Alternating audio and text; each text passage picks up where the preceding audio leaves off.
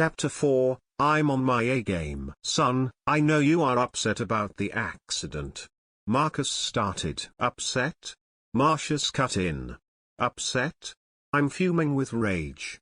I want to burn the Argus family to the F-King ground. I want to slaughter every single one of them. That is how upset I am, he shouted. Do not raise your voice at your father, Marcus scolded. Do you even realize the folly of it? If we act hastily without any evidence right now, there will be serious retaliation from Argus family and Sargia clan. He tried to kill me. End of story. I know it. You know it. This family knows it. The entire town probably knows it. Marcius replied. You know, when I woke up and learned that it has been 8 days since my accident, I expected Felix would have been captured and trialed for attempted murder. Only to later learn that not only he has not been captured, he is walking around like an innocent person, in the city my father rules over. If I tried to capture Felix, there will be unrest in the city. Even a civil war is not out of the picture. There would have been no civil war. Felix is second son of Argus family, not the head of Sargia clan. Even if there is a civil war, they would have to destroy us before grandfather returned, or we would have exterminated the lot of them. If you are a coward, just say so. You overstepped your bounds, son, Marcus shouted as his spirit energy filled the room. No, you overstepped your bounds, husband. This time, the words came from Helen. Stay out of this, woman. If Marcius thinks he can order people around in my city, he is mistaken. You are the city lord of Mediolan. But my father is the head of Aemilia clan. And in his absence, I command over our clan resources and people. You have no authority to stop the clan from getting justice for its young master. If you do so, the Aemilia clan will have to regard you as an enemy. Marcus was surprised of Helen's outburst. Even Marcius was surprised, because his mother was known to be a gentle and loving woman. But if it was for her children, it was understandable that she was willing to go this far. But your father is right about one thing. If we have no evidence, even if we manage to capture Felix, we won't be able to do much, Helen said to Marcius. It is his sword. He has a secret container inside his sword which usually hides poisons. And the poison he used on me was called Styx's tear. It is undetectable by any means. He replied seriously. And how would you know that? Marcus questioned. He was gloating to me when I was about to pass out from the poison. He thought he got me. He obviously didn't, Marcius said with a grin which Helen mirrored. Sir Janus, find Felix Argus and arrest him. Bring as much clan guards as you need. Also bring along a weaponsmith. Confiscate his sword and conduct an investigation on it in the public. That way we will have evidence with public witnesses. If I am not mistaken, that sword is his spirit weapon. He can't swap that out as he wishes, Helen commanded the chief commander. This one obeys Lady Aemilia. Sir Janus saluted and quickly walked out of the room. If you two mother and son are going through with this reckless plan regardless of what I say, then go ahead. But do not expect any aid from my person.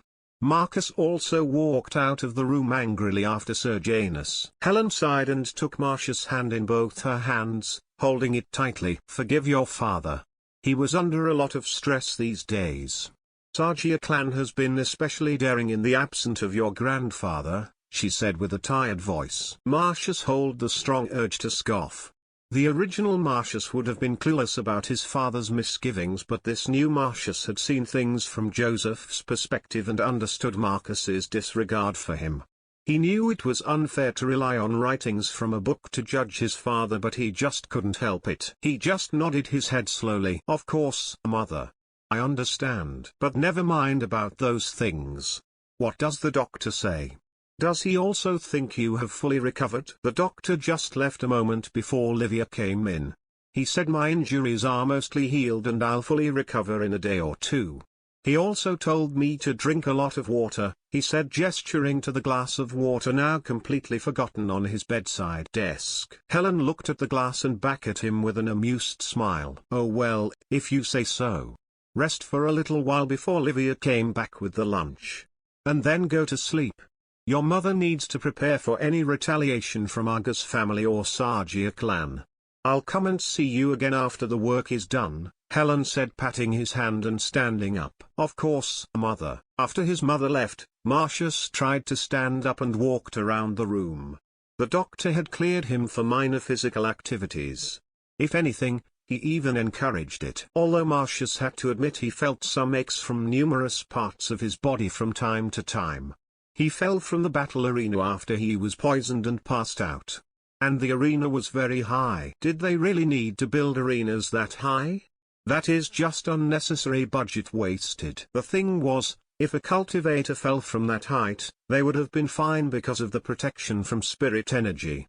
Marcius was a different story because even though he was as strong as a cultivator, his body did not have spirit energy and the impact hurt him a lot more than others. Although it was the poison that gave him a near-death experience and not the fall.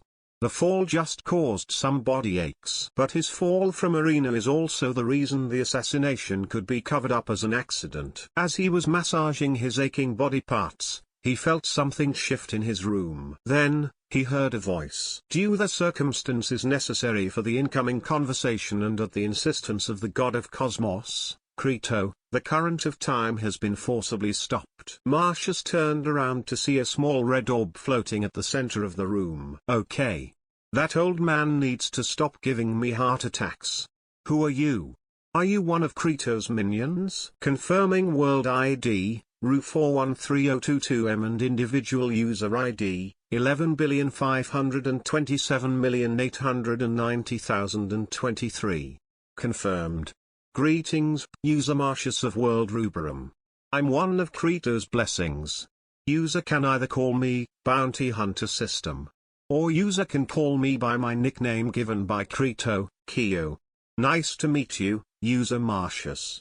Replied the flickering red orb. Kyo, Bounty Hunter System, Crito's blessing, Marcius whispered as his brain tried to catch up with the situation. And then the brain did catch up. Hell yes. A system. A f-king honest to God system. That's what I'm talking about, Crito, you grumpy old bastard. He jumped up and down, he danced silly moves and he ran around the room a little. His carefree and cheerful Joseph side was showing at the moment. And then, he clammed down himself and faced the red orb, now named Kyo. I'll just call you Kyo.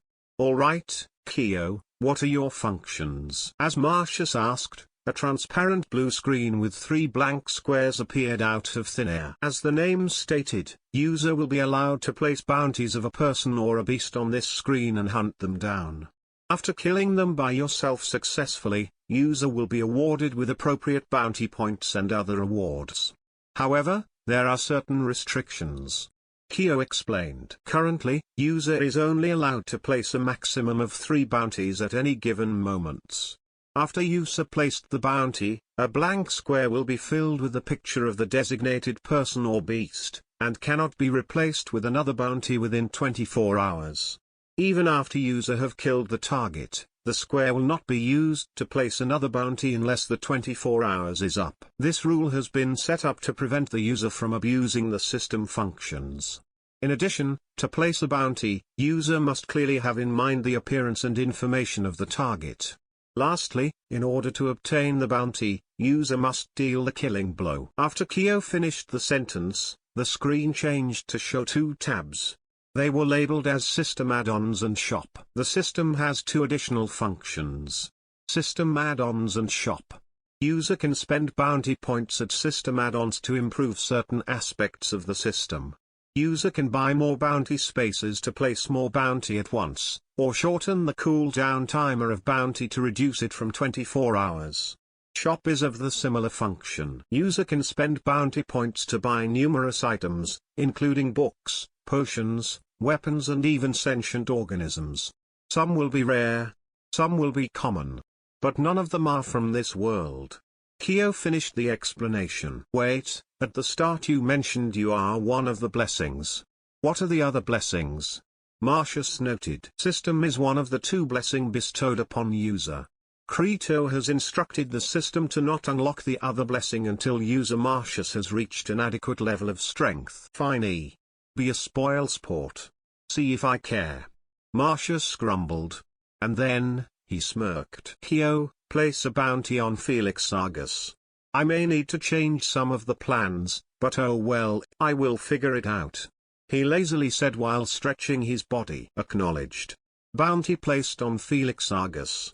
System has noted that the introduction phase is over. Time will flow again in 3, 2, 1. Marcius' smirk widened as he felt the time started flowing again. Bring it on, world. I just can't wait to face you head on. Chapter 5, First Blood. The world of Rubrum is not what it was used to be. Once upon a time, it was graced with magnificent blue oceans and luscious green forests. High mountains and low hills protected its civilizations. Nations expanded and developed. And then, the first invasion of Tridents started. Tridents were terrible creatures. They came through the gateways from another realm, called void bridges. They were relentless hunters and merciless killers. When the humanity met them on battlefield, they learned that the cold weapons of their brave soldiers could do nothing against the thick and impenetrable hides of the savage beasts. Cities after cities, nations after nations fell. Buildings were destroyed, soldiers were butchered and consumed. Humanity could do nothing against the apex predators who only saw them as prey to be devoured. They could only hope for a miracle. 20 years after the invasion, the miracle happened. The magic which Tridents used to open void bridges into our realm had seeped into the air and land itself. It turned the oceans red, the mountains barren and the forests dead. But it also gifted the humans with the ability to house within themselves spirit beasts. The humans who came to possess spirit beasts within their bodies can, in turn, absorb the natural energy from the surroundings to strengthen themselves. That was how the first cultivators were born. The humanity now had a fighting chance. Heroes emerged and legends were born. But no hero could be mightier, and no legend could be more epic, than the tale of Alexios. He successfully united the entire Rubrum under his banner and drove out the Tridents back to where they came from. Alexios of Etus, the first king of Rubrum. He was king of kings, god among mans. They will break upon my shield and fall at my blade. When they cross their void bridge, only death awaits them in this realm. They will not step upon this land long as I breath. For I am duty-bound to protect this realm and its people. Excerpted from the third verse of Alexios of Etus's coronation oaths. Marcius closed the thick book with a sigh. The world of Rubrum had an interesting history. It was a mixture of aspiring legends and dark secrets. Just looked at the book in front of him. It greatly highlighted the story of the god King Alexios of Etus, because everybody enjoyed reading that part. Nobody wanted to be reminded of what happened after Alexios's reign. After the death of King Alexios, his empire fell apart. Without the authoritative figure of Alexios holding them together, the nations of Rubrum just went back to fighting each other again. And this time, the war was more destructive. With the help of cultivation, nations could be raised within a matter of seconds.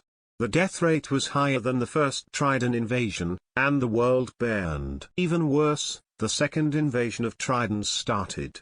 It was as if they were waiting for the passing of Alexios. And this time, the Tridents came with a trump card. They used their unholy magic to turn the wildlife of Rubrum into demonic beasts. The cultivators had to fight a two-front war with demon beasts and Tridents. Only after the inhabitants of Rubrum figured out a way to close and contain the void bridges, the Tridents were stopped on their tracks. Even then, cultivators had to deal with the demon beasts for a long century. It was a bloody era. Nowadays, people referred to that time periods as the 100 Years' War. Almost no one wanted to talk about the 100 Years' War, because it showed the division among the nations and greed of the people from that period. Because it showed that humanity was once the masters of its own downfall. There were even more complicated matters of Rubrum history only a very tiny portion of people knew of. Those were the secrets that could turn the world upside down. Those were the secrets that should stay secrets. And because of Joseph's memories of the books, Marcius had that forbidden knowledge. And he intended to use it to his advantage. He looked down at the little girl on his side. Livia had come in with the lunch an hour ago. They ate together and now the girl fell asleep. Marcius would use every advantage and every opportunity to get stronger. so that he could protect his little family, his clan and his city. Because they were his to protect. Knock, knock. Come in. The person who came into the room was a clan guard. Young master, Lady Aemilia has sent me to tell you that we have captured Felix Argus. Now, he sits in a heavily guarded cell of the clan's dungeon. I see. Were there any complications capturing him? He resisted and declared his innocent. But after we took his weapon and studied it in front of everyone, it was clear that he was guilty. We could even find some leftovers of Styx's tears hidden in his sword. Good. Tell my mother I'll come and see her after dinner. The guard's eyes widened. But, young master, you just woke up this morning. You'll need rest. It is okay. I'm just tired. Nothing serious. I can walk around just fine. Marcius replied as he coaxed Livia, who was about to wake up from all the noises, back to sleep. Just pass my message to mother. You can leave now. The guard saluted and left. Marcius looked out of the window. Now, he just had to convince his mother that killing Felix as soon as possible was a good idea. We need to kill Felix. Marcius started as he slowly walked into his mother's office. You need to rest. His mother replied with a frown, looking up from her desk. She was working through some papers. I'm fine. Just tired. Marcius waved his mother's worries away. But we need to kill Felix, right now. Marcius sat down in front of his mother's desk. He shifted uncomfortably in his chair. Not only was he tired, his body would still ache from time to time. But nobody needed to know that. That was why you told me to arrest him? So that you can kill him with impunity?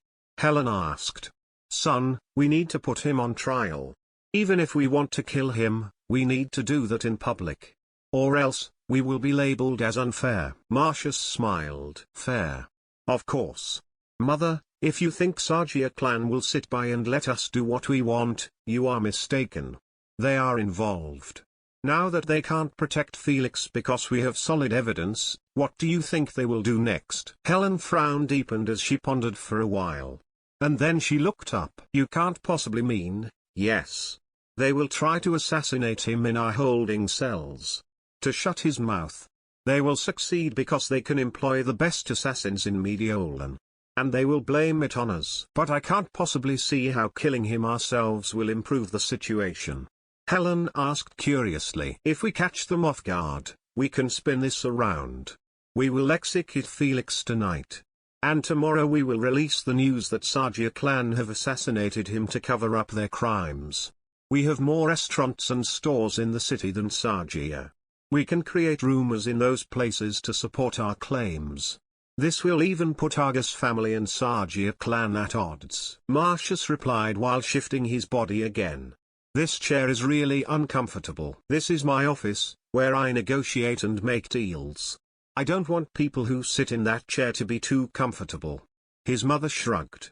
If they are not comfortable, it keeps them on edge. And I guess you would want to be the one to kill Felix Argus, she continued. I think it's only fair. Helen thought for a while to come to a decision. Okay.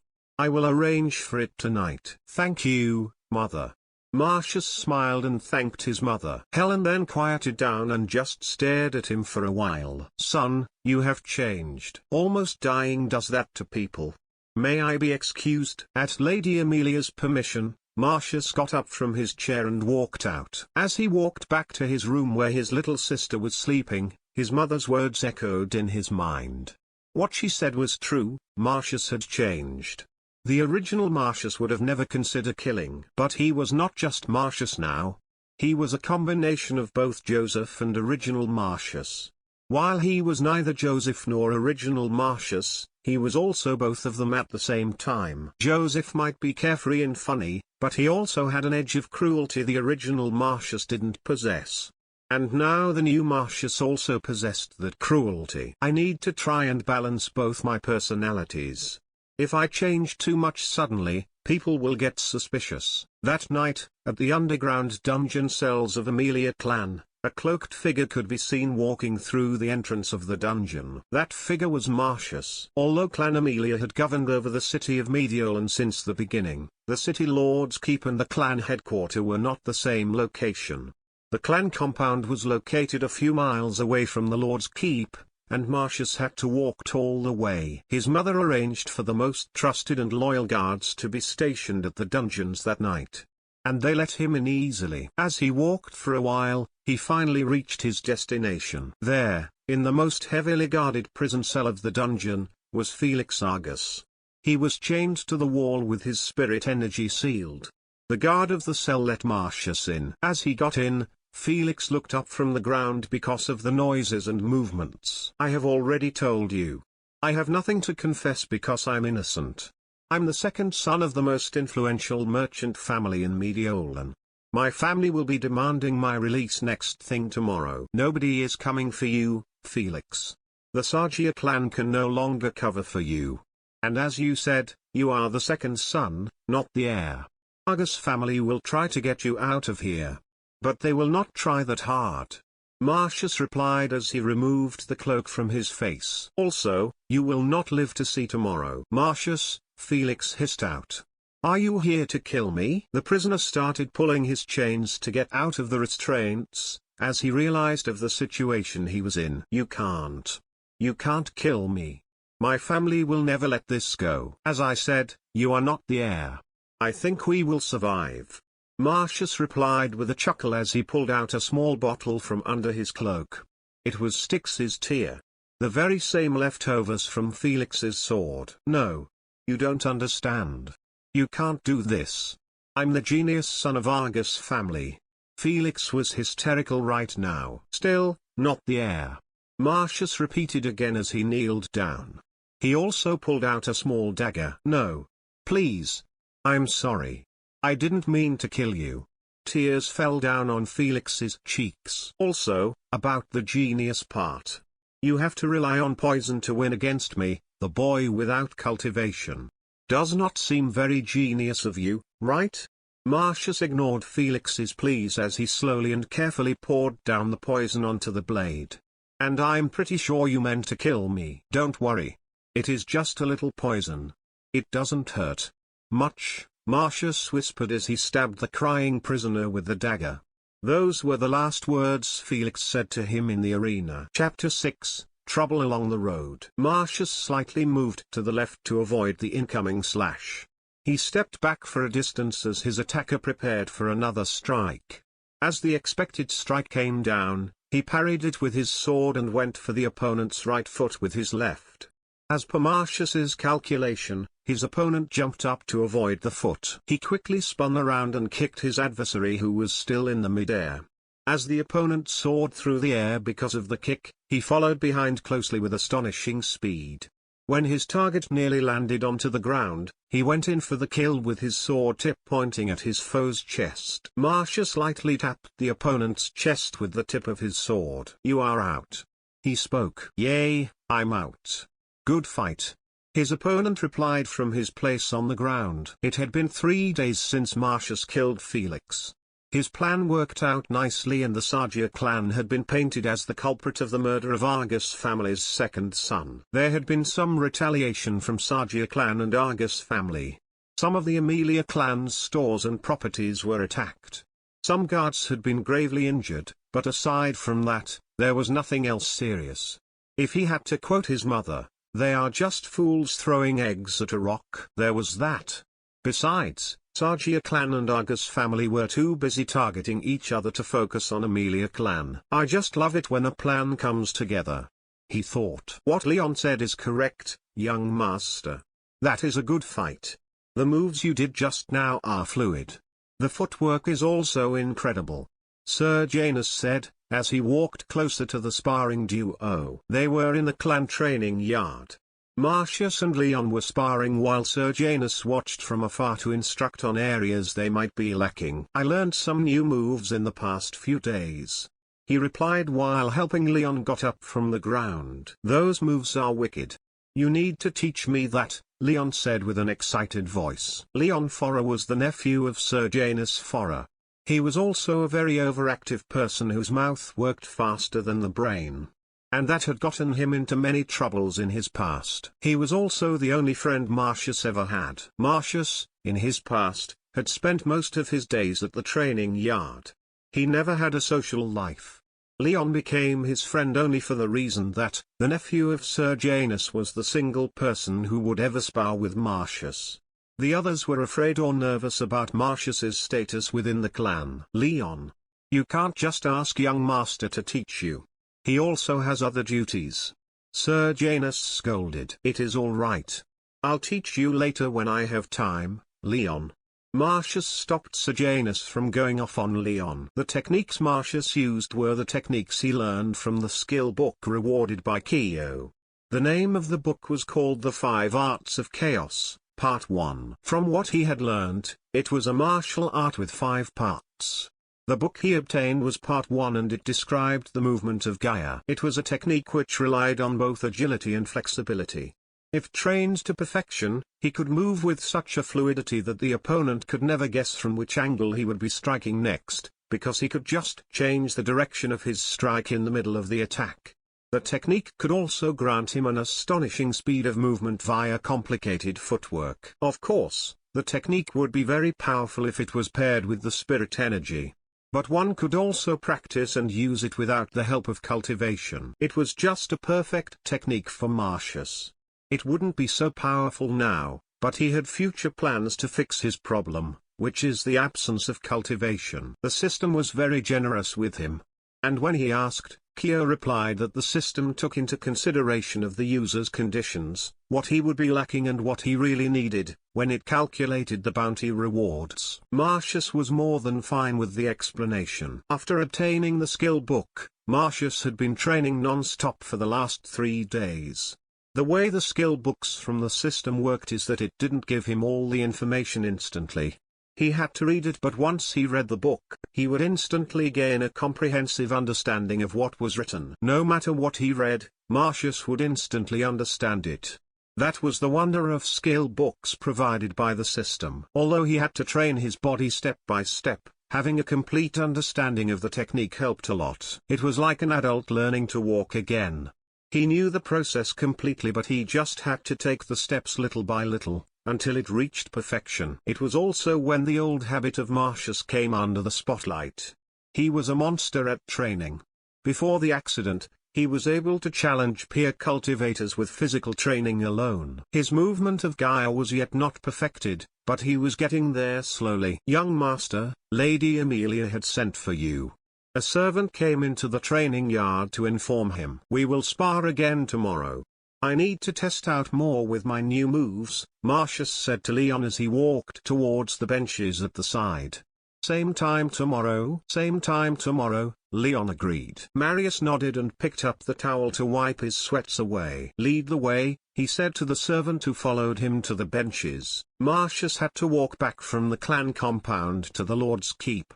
When he arrived at his mother's office, he saw 2 additional people inside the room. One was his father dearest and he didn't know who the other person was. Hello, mother. You summoned me? Marcius asked as he walked up to the table around which the 3 people were standing. I did. Marcius, this is John Valens, or Sir John. He is one of your grandfather's personal guards. Sir John. Marcius addressed the soldier. Well met. Young Master Marcius. Sir John greeted back with a respectful bow. Your grandfather sent him ahead with a wonderful message, Helen said. Her voice was very joyous. He will be arriving the city tomorrow. Your grandfather has succeeded in finding a soul medium for you. Marcius cursed in his mind soon as he heard his mother's words. Soul medium was an item of magical origin which could allow the people born without the spirit beast to be able to cultivate. The way it worked was the medium would act as a bridge that connected the person's soul with an external spirit beast. As a result, the individual could possess a spirit beast even if he was born without it. Soul mediums were very rare. Their method of creation was lost in the past. Spirit beasts which were born naturally and not within a cultivator were even rarer. It was very difficult to find and capture one. Or if a person wanted it very much, they could use some ancient rituals to extract the spirit beast from a cultivator, willing or unwilling. So, in order for Marcius to obtain a spirit beast, he would first have to find a soul medium and then capture or extract the spirit beast. It would be a very lengthy and difficult process. Extracting the spirit beast from another person could be very much easier, except the extraction rituals were very ancient, very complicated and had very demanding requirements and ingredients. Nevertheless, Marcius's grandfather had found a soul medium and it seemed like a step in the right direction. Except it wasn't. Marcius had plans for his path to cultivation. None of those plans involved the soul medium his grandfather was bringing back. The soul mediums were rare, true. But for Marcius, who had a comprehensive knowledge of Rubrum, most of those soul mediums would be mediocre. He wanted a very specific soul medium and a very specific spirit beast. In order for him to obtain that, he couldn't take the soul medium his grandfather was bringing back. From Joseph's memories, he remembered that it was mentioned in the book. His grandfather succeeded in finding the soul medium, but when he arrived back, Marcius was already dead. Still, the fact remained that his grandfather managed to bring back a soul medium. The information had just completely slipped his mind. And now he was in deep trouble. Besides, his grandfather might have faced many difficulties to obtain the treasure. He might even have experienced a near-death situation. For him to not accept the soul medium with anything but highest gratitude would be like saying, "Hi, Grandpa. Thanks for all the troubles you have gone through for my sake. Here. Have a mud cake to the face." As he left after saying goodbye to his widely smiling mother and ever stoic father, all he could think of was how to get out of this situation he was unwillingly forced into. Because there was just not a good explanation for not wanting to infuse with a soul medium and gain a spirit beast. He just might have to formulate a very outrageous story to justify his decision. I'm so screwed. Chapter 7, The Plan and the Arrival. Marcius was woken up by a loud knocking from his bedroom door. "What is it?" he asked as he sleepily got up from his chair. He fell asleep while working late last night. "It is me, Leon." He heard an answer from the other side of the door. "Come in." Marcius noted that it was already into late morning. Leon walked in and saw Marcius collecting the papers and objects on his desk into neat groups. "Damn. You were working late last night? You look like you just woke up." "I just woke up," Marcius responded while stacking some documents and putting them aside. "I was messing around with some ideas. It got pretty late, I guess. Sorry I missed the morning practice." "It's fine." Leon shrugged as he looked around. "There are always other days." "You practice alchemy?" Leon was looking at the numerous bottles and medicinal ingredients in front of Marcius. "I know a little bit. You come directly from training yard, right?" "Yes. I also got some practice in. But it was kind of boring without you. No one can keep up with me." Leon grinned. "You could always ask your old man to practice with you." Marcius countered and chuckled at the look of pure horror on Leon's face. "Here, try this." He threw a small glass bottle towards Leon. "It can cure fatigue and restore spirit energy." Leon caught the bottle mid-air. After opening the lid and sniffing at the terrible smell, he drank it in one single gulp. "You know, it could have been poison," Marcius remarked with a shake of his head. "It could have," Leon answered. "And then you will have to try and make my uncle believes it was an accident." "Fair," he replied. "How was it?" "I can feel my spirit energy refilling at a noticeable rate. I also feel well rested. The effects are so fast." Leon responded with a hint of wonder. "It works like intended." "Great," Marcius said with a visible satisfaction. And he handed out 2 more bottles to Leon. "Here, 2 more. Keep it as a gift for being my test subject." Leon took the bottles with gratitude. "Cool. Are you like a master alchemist right now?" "Not really. I'm still on the basic. But the potion works so well. I guess I got lucky," Marcius commented as he walked toward his bedside desk to pour himself some water. "Oh right. Your mother told me to remind you that Clan Head will be arriving back this afternoon." "I know. And I will need to get ready for the welcoming ceremony. It was going to be afternoon very soon." "I'll be out of your hair then. Thanks for the potions by the way," Leon said as he swiftly moved to leave. "You're welcome." Marcius nervously waited together with his family, just outside the gates of clan compound. He had thought long and hard how to justify his refusal to use the soul medium his grandfather would inevitably bring back. After a lengthy internal debate, he settled on "I met a mysterious master who is secretly helping me with my cultivation problem scenario." It would not only let him refuse the soul medium saying his master had a better method already arranged for him, he could also pin all of his future actions on this imaginary master, while in reality, he would be getting lucky because of his future knowledge. It was not a very brilliant idea, he knew. But in a cultivation world such as this, his formulated story was not a very outrageous one. There was evidence that there were situations like that in the past. And that possibility was all he needed to fool others. But first, he would need to prove the existence of his made-up master. He prepared in advance 2 things as evidence. The first one was the skill book he got as a reward from Bounty Hunter System, The 5 Arts of Chaos, Part 1. He asked Kyo if the book would act the same way with people other than him. And the answer he got was, no. For the individuals other than user, the book would just function as a normal cultivation manual. People could read it, but they couldn't understand it immediately like Marcius could. So, Marcius could easily present it as a cultivation guide his master had gifted to him. And the other evidence that would prove the credibility of his story was the potion bottle currently occupying the inner pocket of his coat. There were 2 reasons for his success in creating the potion. Firstly, it was a formula he learnt from Joseph's memories. In the book, the protagonist, Logan Draken, used his future knowledge in the field of alchemy to recreate this very potion. Secondly, the original Marcius had a solid foundation in alchemy. Because he couldn't cultivate, Marcius figured he had to rely on potions and medicines at some point. So, he studied and practiced in private. Also, the formula and ingredients were fairly simple. It was one of the very few simple formulas from the book Joseph could remember clearly. Because of that, after trying countless times and working very late into the night, Marcius was finally succeeded in his endeavor of producing the perfect mixture. And now, he just had to perfectly carry out his master plan. As a precaution, he even planned to say that his miraculous recovery from Styx's tear was because of his master. He wanted his story to be foolproof. As he waited, Marcius could finally see a small group of individuals on horseback inching closer and closer towards the welcoming party. And there, at the front, Marcius saw his grandfather. The clan head of Aemilia clan was known to be the strongest cultivator in city of Mediolan. His name was Titus Aemilia. He had a very imposing aura despite his lean and frail-looking appearance.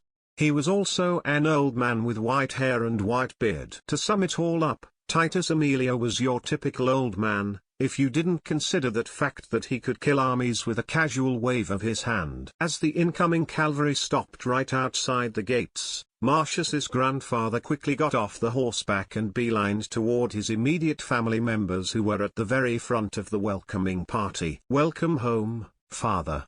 Both Helen and Marcus greeted him respectfully. "It is good to see you both are healthy and well," Titus replied while giving his daughter a warm hug.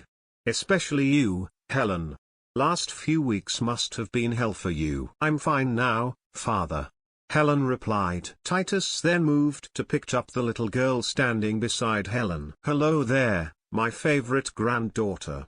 Have you been a good little girl who listened to her father and mother?" "Yes, grandpa. I have been very obedient." Livia squealed happily as Titus's beard tickled her nose. "Do you bring back presents for me?" "I did. I brought back presents for both you and your brother," he replied. After letting Livia shower him with childish affection, Titus gently put the child back onto the ground and turned toward the last family member. "I heard you got poisoned in a duel," he asked in an unreadable tone, with his eyes judging Marcius's whole person. "Because of my pride and hubris, I let my enemy got the better of me. It will not happen again," Marcius humbly replied, acknowledging his mistake. "It is good that you realize your flaws. However, I'm glad that you escaped death and fully recovered." Titus put his hand on Marcius's shoulder. "You are the hardest working kid I have ever had the pleasure of meeting in my long life. Now that I have brought back the solution to your greatest obstacle in the path of cultivation, you can assume the worst days are over." His grandfather reassured him with a faint smile. "Come. Let's get inside. Today is a joyous day for our clan. Let's celebrate," Titus shouted and waved everyone through the gate. "We have prepared for a feast in the clan great hall, father," Helen replied as she led them towards their destination. The entire clan of Aemilia celebrated happily the whole day. Many wouldn't dare say it, but Marcius was the sole male heir of Aemilia clan, and him being unable to cultivate reflected badly upon clan's image and prestige. Now that the clan head had brought back a soul medium, the clan members could finally be carefree and relax as if a great burden had been lifted from their mind. But there was one person who couldn't be as happy as others. One of the main reasons of celebration, the heir of the clan, schemed and plotted his master plan, and silently hoped that his grandfather wouldn't beat him to death after hearing his story. Chapter 8, Never Trick Old Men. Marcius was standing in the middle of the great hall. In front of him were his grandfather, mother and father. It was the day after his grandfather came back from his journey to acquire the soul medium for Marcius. There was no more celebration and only a few clan guards guarded the hall. Marcius looked at his family and decided to just rip the band-aid off from the start. "Grandfather, I will not be taking the soul medium." The reaction from his family varied.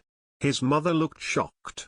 His father looked startled at first, and then he looked ready to murder Marcius right then and there. But the most important person, Titus Aemilia, just looked curious. As Marcus started scolding him with fury, Titus held up his hand as if telling the city lord of Mediolan to calm down. "Before we go anywhere further, let's hear his reasons first." Titus calmly ordered the occupants of the great hall. Marcius took that as his cue and walked forwards to put 3 glass bottles in front of his grandfather's desk, which located at the highest point of the hall. "Those are the potions I created. They are called green blood. They can cure fatigue and recover spirit energy." He changed the name to his liking. Originally Logan Draken named the potion as Vial of Recovery. But Marcius thought it was very boring, so he changed its name based on its green color. "We already have a similar potion," Titus noted while taking a closer look at one of the potions. "This one has a huge edge over other potions of the same variety. For one, the effects are faster. In addition, the ingredients are cheaper and the method is easier to mass produce." Marcius countered as he pulled out a paper which included the list of ingredients and the method of creating green blood. Titus looked at his list as he hummed. "Let's say this potion works as you said it should. I still haven't heard the reason why you refuse to accept the soul medium." "The formula was given to me by my master." This time, Titus' eyes sharpened as he looked over to his grandson with intrigue. "You don't have a master?" Helen spoke from beside her father. Her voice held a questioning tone. "My master does not desire to reveal his identity. He wished to keep his existence a secret due to reasons I am not privy to. And I take it your master also doesn't wish for you to take the medium I brought back." "It was not master's intention to offend you, grandfather," Marcius hastily replied. "It is just that my master already has a plan in place for me to be able to cultivate. And just because you said it, we are supposed to believe your ridiculous story." Marcus spoke from his position. "My master has also ordered me to deliver this gift to you, grandfather, as an apology." Marcius ignored his father's remark and pulled out his skill book. "The 5 Arts of Chaos, Part 1, Movement of Gaia." Titus read out loud the cover of the book. "I have never heard of such cultivation method before." It was an ancient cultivation manual lost in the past, as was the formula for green blood. Marcius was lying his ass off. The skill book was unheard of because it was a reward from the system. And the potion formula was discovered in the future. Titus didn't say anything as he read the book in silence. After a little while, he closed the book and ordered everyone except Marcius out. Helen and Marcus looked like they had something to say, but they obediently walked out of the hall. And the guards followed them. After everyone left, it was just Titus and Marcius. The clan head didn't speak for a while. And the silence was unbearable for Marcius. Then, Titus spoke. "Marcius." "Yes, grandfather." "Do you know why we, Aemilia, managed to stay in control of the city and county since the beginning of its establishment?" Do you care to understand why we ruled over other rival clan? Please enlighten me, grandfather. Marcius replied. My ancestors and their ancestors before them had cultivated a secret technique. Only clan heads are qualified to practice that technique. It is called Eye of the True Heart. It allows us to see through all illusions, glamours and techniques that trick mind. It also allows the cultivator to see through all lies and deceits. Marcius' heart almost stopped beating. He is effortlessly. That way, we managed to choose loyal subordinates, followers and see through enemies' traps and tricks. We were never fooled by mind cultivation techniques. That is how we managed to keep iron grip on this city. Yup, he is definitely effortless. Titus looked at the sweating Marcius with sharp eyes. Everyone has secrets. I will respect if you don't want to reveal yours. But the respect goes both ways. Never, ever, take me for a fool, Marcius. His grandfather said with a stern expression and deep frown. I understand, grandfather.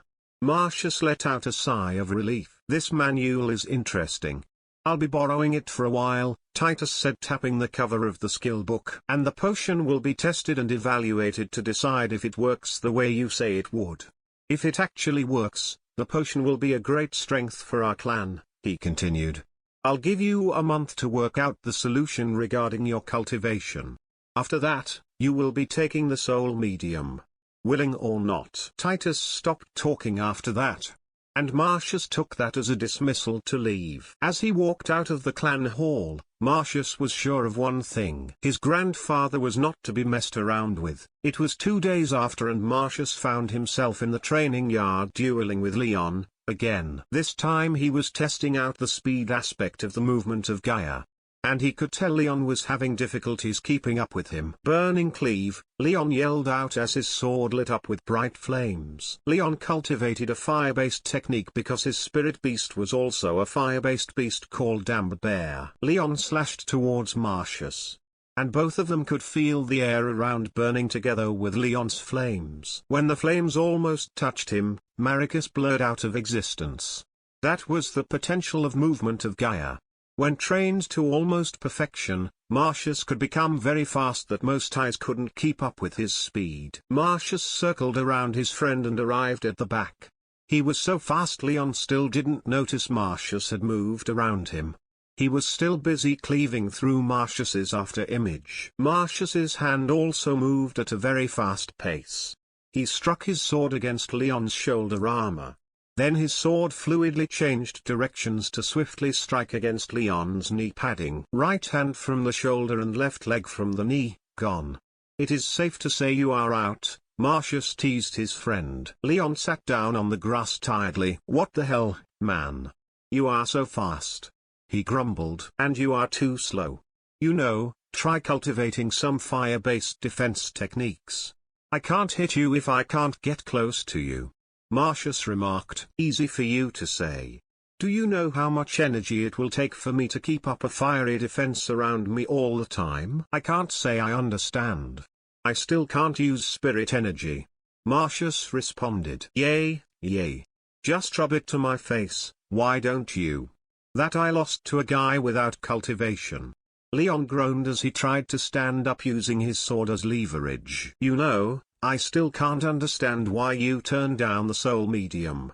It could change your life completely. Let's just say I'm figuring out a better method than the soul medium grandfather brought back. As their conversation ended, Leon took out the potion Marcius had given to him and then drank it in one go. This green blood thing is a blessing, I tell you. Now, I don't need to cultivate to refill my energy after every spar like I used to. Saves a lot of time. I'm glad you are enjoying my invention. Marcius sarcastically replied. Do you even have some left? Yes. I still have like 10 left. Leon replied. Marcius had been supplying Leon with new batches of green blood. Because it could help Leon recover faster, which meant they could have more spars. Marcius put away his sword as he thought about his strength. He was easily beating Leon, who was in the peak stage of Spirit Elite Realm. This world, two great realms of cultivation. They were Mortal Realm and Ascension Realm. And each great realm had been divided into a number of more measurable and smaller realms. The mortal realm consisted of 8 smaller realms. They were Spirit Soldier, Spirit Elite, Spirit Master, Foundation Lord, True Lord, Spirit Born, Spirit King, and Spirit Emperor. The smaller realms were in turn divided into stages: early, middle, late and peak. 90% of cultivators on Rubrum were in the mortal realm. And most of them didn't at all know about the Ascension realm. Leon was at the peak stage of Spirit Elite. And since Marcius could beat him easily, he could put himself at the level of at least middle stage Spirit Master. Marcius was satisfied with his strength. If he was as strong as a Spirit Master without cultivation, he would be even stronger when he could finally cultivate. And with spirit energy, he could always easily fight and win against those with at least 2 realms of cultivation above him. Guess I really become a protagonist. Ha. Chapter 9, A Stroke of Luck. Marcius was laying on his bed while browsing the system shop. He currently had 800 bounty he gained from killing Felix. So, he wanted to see if he could buy some interesting things. Besides, he didn't have any time to study the system functions in the last few days because he was busy with all the work and training. Now, he had a little time to rest before his next big plan began. In the system shop, Marcius could see a lot of interesting skill books, artifacts and weapons. He could see cheap items like modern firearms, bombs, bulletproof vest and some lowest tier of magical artifacts from other worlds. And he unfortunately noted that even the cheapest price item, a modern pistol, costed 15 bounty points. Of course, some items could have been cheaper, like pills of various kind. But all of those pills have to be bought in batches and it made them pricier. And he also noticed some of the expensive items, like Seed of Chaos at 720 million bounty points, or Frozen Heart of Dragon Emperor Ryle at 500 million bounty points. Most of the items at the top had been grey out, so that Marcius couldn't even read their names. The highest price item he could see is Dimensional Shard at the price of 3,700 million bounty points. After looking around for a while, Marcius decided to just forget about items at the higher spectrum of the list. Although, he did find something interesting. They were Scout Drone and Obsidian Edge. Scout Drone was the product of a civilization which combined magic with technology. It came with a high-tech looking tablet through which he could control or watch the surveillance process. It had very good quality cameras and sound recording system. It could turn invisible and intangible using magic. It ran indefinitely using a magic core as battery. It even had a certain level of programmed intelligence. Information was key, and if Marcius could spy around the city and his enemies, he would have a huge advantage against anyone. The drone was the size of a small fly, and it could guarantee to reach anywhere. And the other item, Obsidian Edge, was a black longsword with stylish cravings. It was said to be forged by mixing the chunks from a meteor with various strong metals. It was described as nearly indestructible by physical means. He could use it as a temporary weapon before he could cultivate and bond with a spirit weapon. Or he could even upgrade the Obsidian Edge with magical means and bond with it. From Joseph's memories, he could think of several methods to upgrade a weapon into magical one. There were several strong weapons in Rubrum from what he remembered, but he couldn't obtain any of them in the immediate future. The scout drones were pretty cheap because they were purely for surveillance purposes. Each costed 75 bounty points and he bought 6 of them. All 6 of them were automatically connected to a single tablet which was given free of charge. The sword costed 250 bounty points, and after he bought all the desired items, he was left with 100 bounty points. He sent 3 drones into the city, 1 drone into the compound of Argus family and the last 2 into the premises of Sagia clan. And he commanded them to spy any movements and actions until they found something suspicious or interesting. He also tested his new sword by swinging it around and found out that not only the sword was very light, it was also extremely sharp. He was so going to upgrade it into a spirit weapon. Even if he later found some more powerful weapons, he could easily figure out a way to allow himself the usage of more than one spirit weapon. Life was good. Marcius looked on towards the stone boulder in front of him. "Ha!" he shouted as he tried to cut it in half with his new sword. The obsidian edge cut through the stone like a knife would through butter. It was a clean cut. Marcius lightly touched the blade of the black sword and it was still as sharp as ever. Today, he was testing his newly acquired weapon. But he was not using movement of Gaia. The techniques he was using were red serpent slash and 7 circles position. Those were the techniques original Marcius practiced. And unlike movement of Gaia, the two techniques were pure martial arts. They couldn't be performed using spirit energy. Red serpent slash was an offensive technique which reminded him of a samurai sword draw. It targeted the weak points of enemies by striking them with single strong sword slashes or thrusts. 7 circles position was a movement technique similar to movement of Gaia but instant of speed. It focused on positioning. Marcius again took an attack position as he put the sword back into the scabbard. And then he sprung forwards and struck. This time, the target was a huge tree and it was cleaved into 2 halves right from the middle. Nice sword. And good techniques. Marcius sharply turned around to see a young girl around his age standing not far behind him. "Who are you?" he questioned warily. He didn't even notice that she had gotten this close. "Oh, hi. Please do not mind me. I'm just enjoying a good show," the girl replied with a smile. Now that he looked more clearly, he could see that the girl was really pretty. She had bright blue eyes, a well-defined nose with sharp jawline. Her smile was pretty and, her skin took a darker shade but it just made her look more exquisite. When she spoke, Marcius could notice that her voice was richer than the natives of Mediolan. "Are you a member of Aemilia clan?" he questioned the girl again. "No. I'm here on business actually," she replied, still smiling. And then the smile faded as if she had been startled by something. "Sorry to cut the conversation short. But it is time for me to go," the girl continued as her smile returned. "See you later, cute boy." And then, the girl vanished out of existence. It was as if she was never there. "What the hell?" he muttered. "Is she a spy? No, if she is a spy, she would be a very stupid one to show up just like that. She said she is on business." "Who is she?" Marcius murmured, but only the wind could hear his words. As Marcius walked along the corridor of Lord's Keep, he still couldn't shake the feeling that he should recognize the girl from earlier, but his memories came up empty. He was heading towards his mother's office. "Is she someone from I read from the novel? She seems really familiar," he thought. He arrived at the destination and knocked twice on the door. "Who is it?" Helen's voice sounded from the inside. "It is Marcius, mother." "Come in." His mother was, as always, working at her desk. When he went in, Helen looked up. "Just so we are clear, I'm still mad at you," she started. "For the soul medium?" "For the soul medium," his mother confirmed. "And I had apologized many times," Marcius replied with a bit of frustration. "So you have had." Helen shrugged.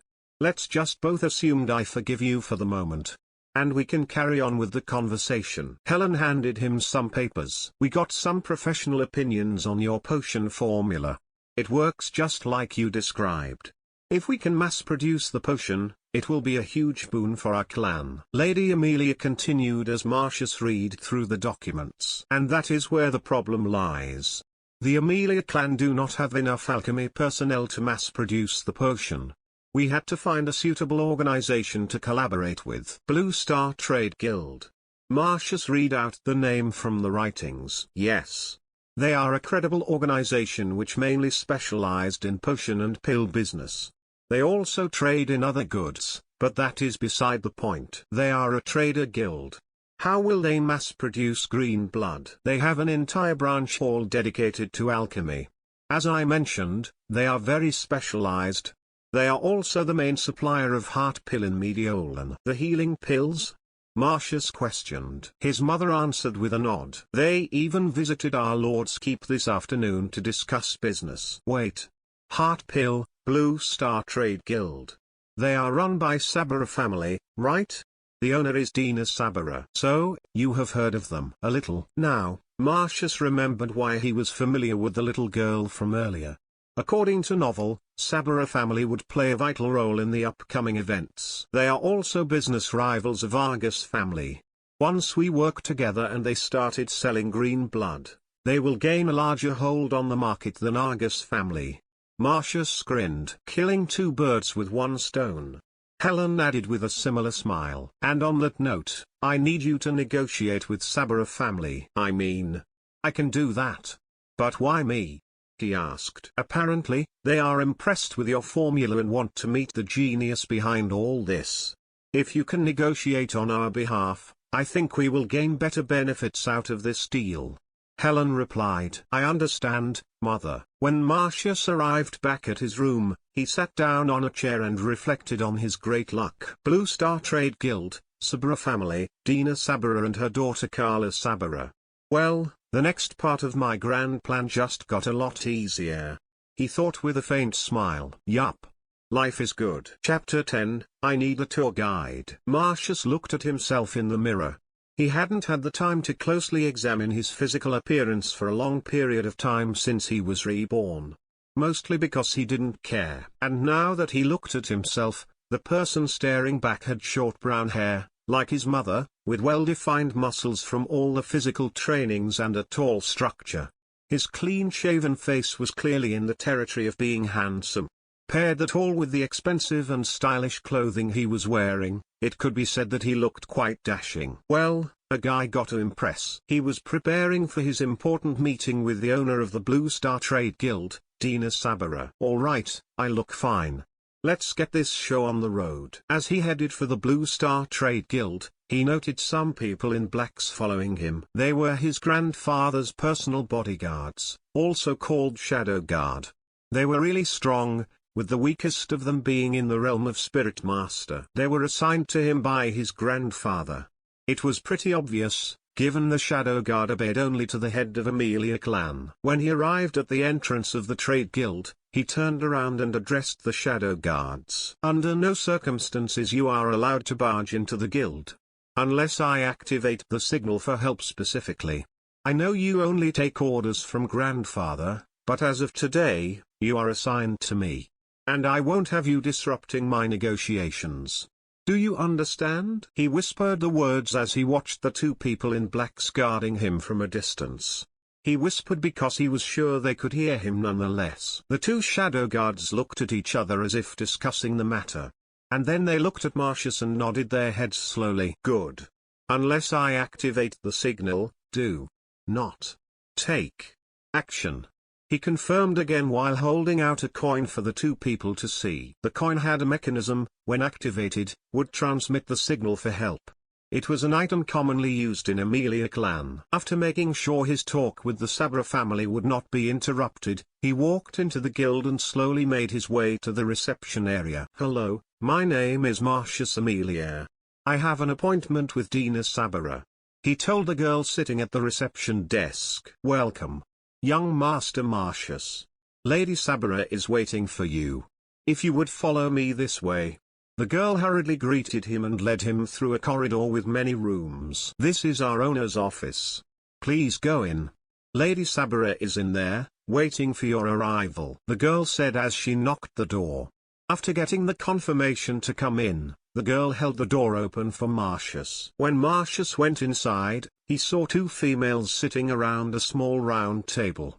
On the table were tea and some delicious-looking snacks. Hello, I'm Marcius Aemilia. It is a delightful honor of mine to make acquaintance with you, Lady Sabra. He greeted towards the older of the two women in the room. And then, he turned to the other girl. It was the same girl who he met while he was practicing at the Lord's Keep. And I'm afraid we didn't have the chance to introduce ourselves the last time we met. Glad to finally put a beautiful name to a beautiful face, Lady Carla. Carla replied his greeting with a beautiful smile, while Lady Sabra responded with an enchanting voice. No, the honor is all ours. To be able to meet the famous heir of Aemilia clan. Please call me Dina. Lady Sabra makes me feel old. Of course, Dina, and feel free to call me Marcius. And how should I call you?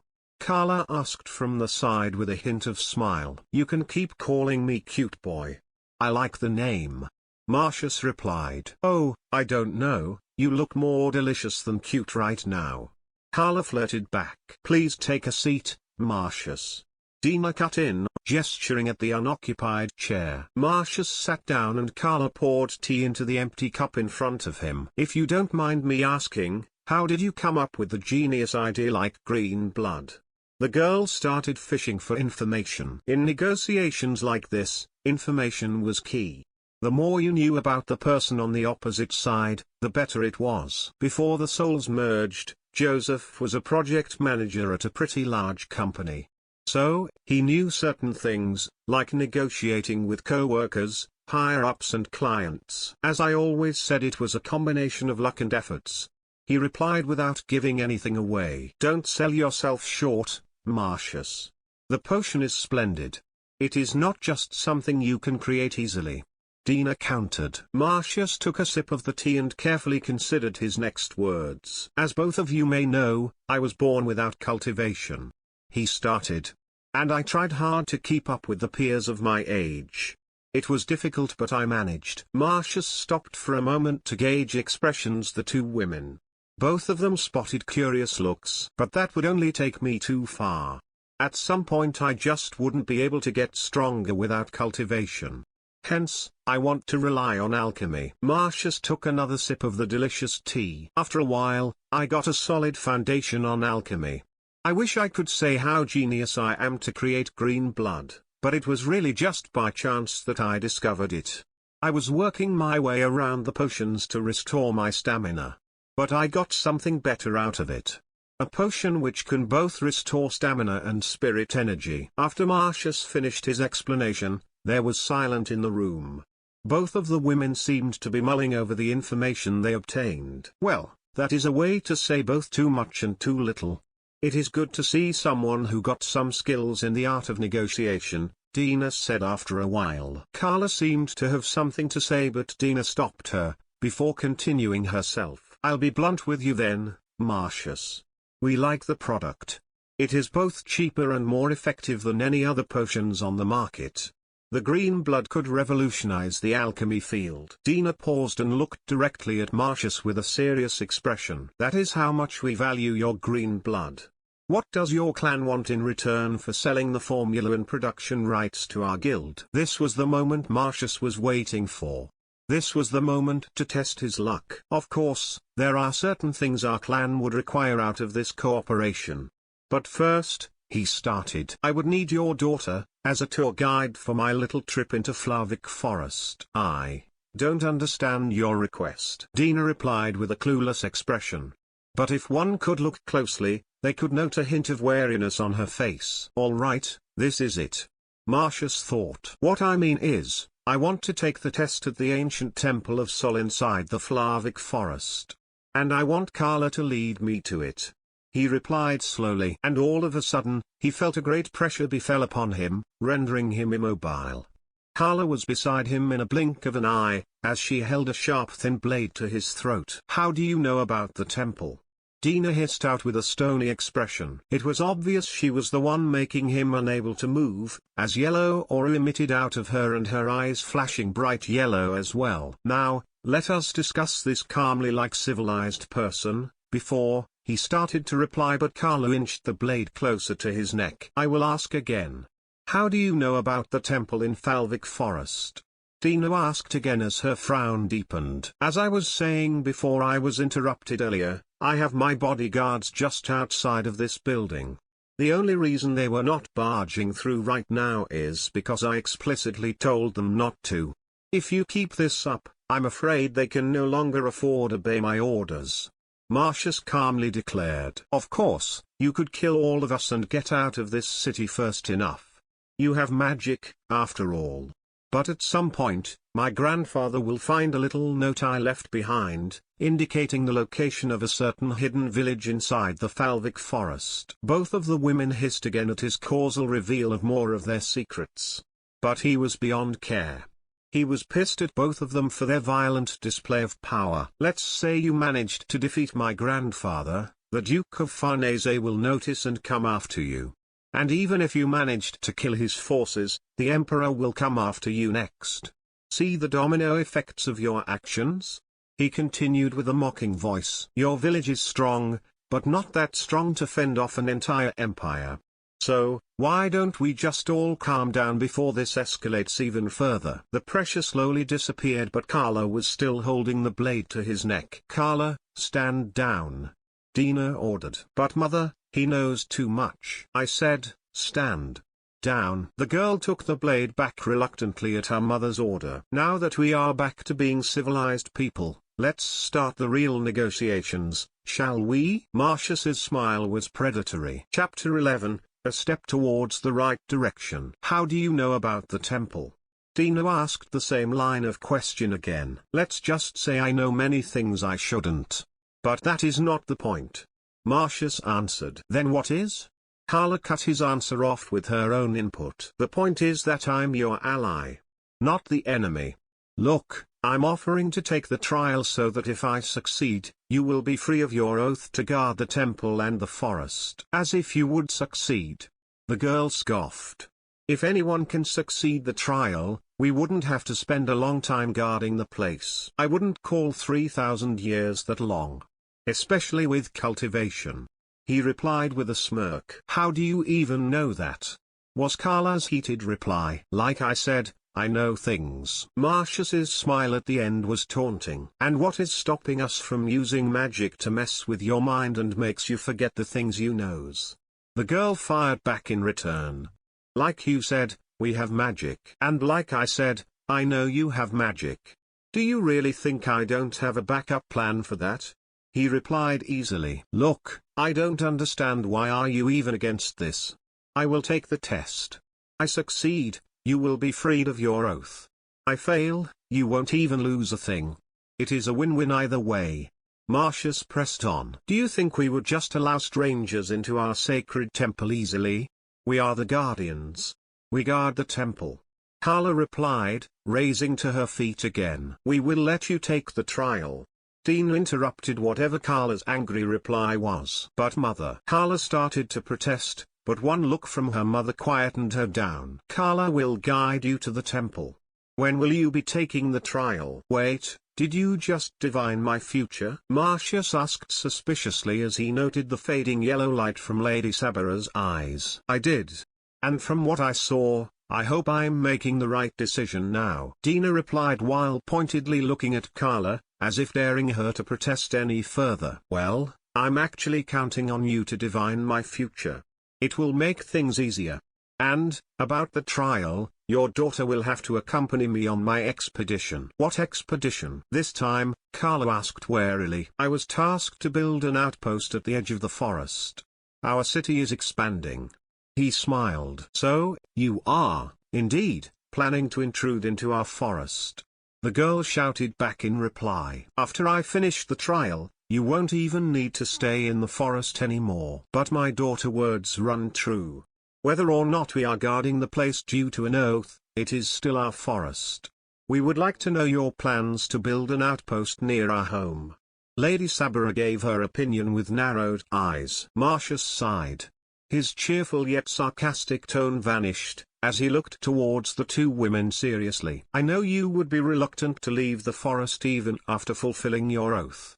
It was your home for the last 3,000 years after all. And that is why I would like to propose an alliance. We are listening. Mother, why did you agree to let the Aemilia heir take the trial? Does his future really look that promising? Carla asked her mother after Marcius left the guild building. You assume correct. Lady Sabara confirmed as she remembered the vision she received when she divined the boy's future. She felt shivers ran down her whole being whenever she thought back about the vision. She was in the middle of an open field.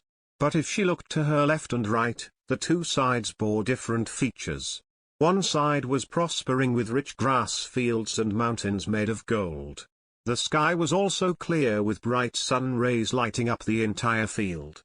But the other side looked the complete opposite.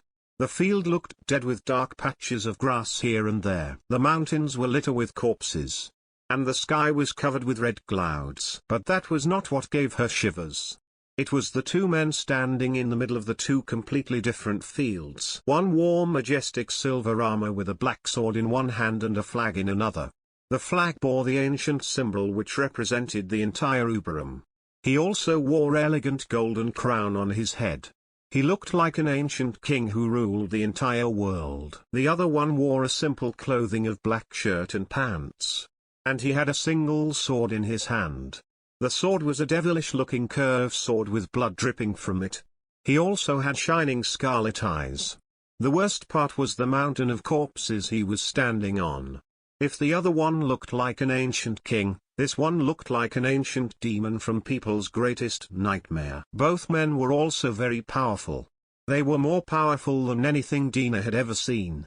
And she had seen a lot. Both of their auras alone could make Dina felt suffocated.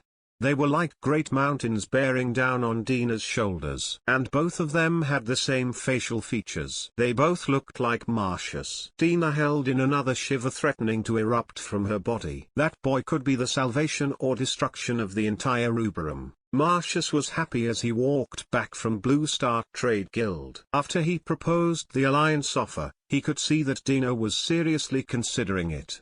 But in the end, she told Marcius that an alliance and any other offers could be discussed after and if he succeeded the trial. But Marcius was fine with that. It was a huge win for him that Dina was even considering it. And he knew Dina had the authority to accept or deny any offers on the behalf of her village. They even ended up discussing the terms for buying the formula of green blood.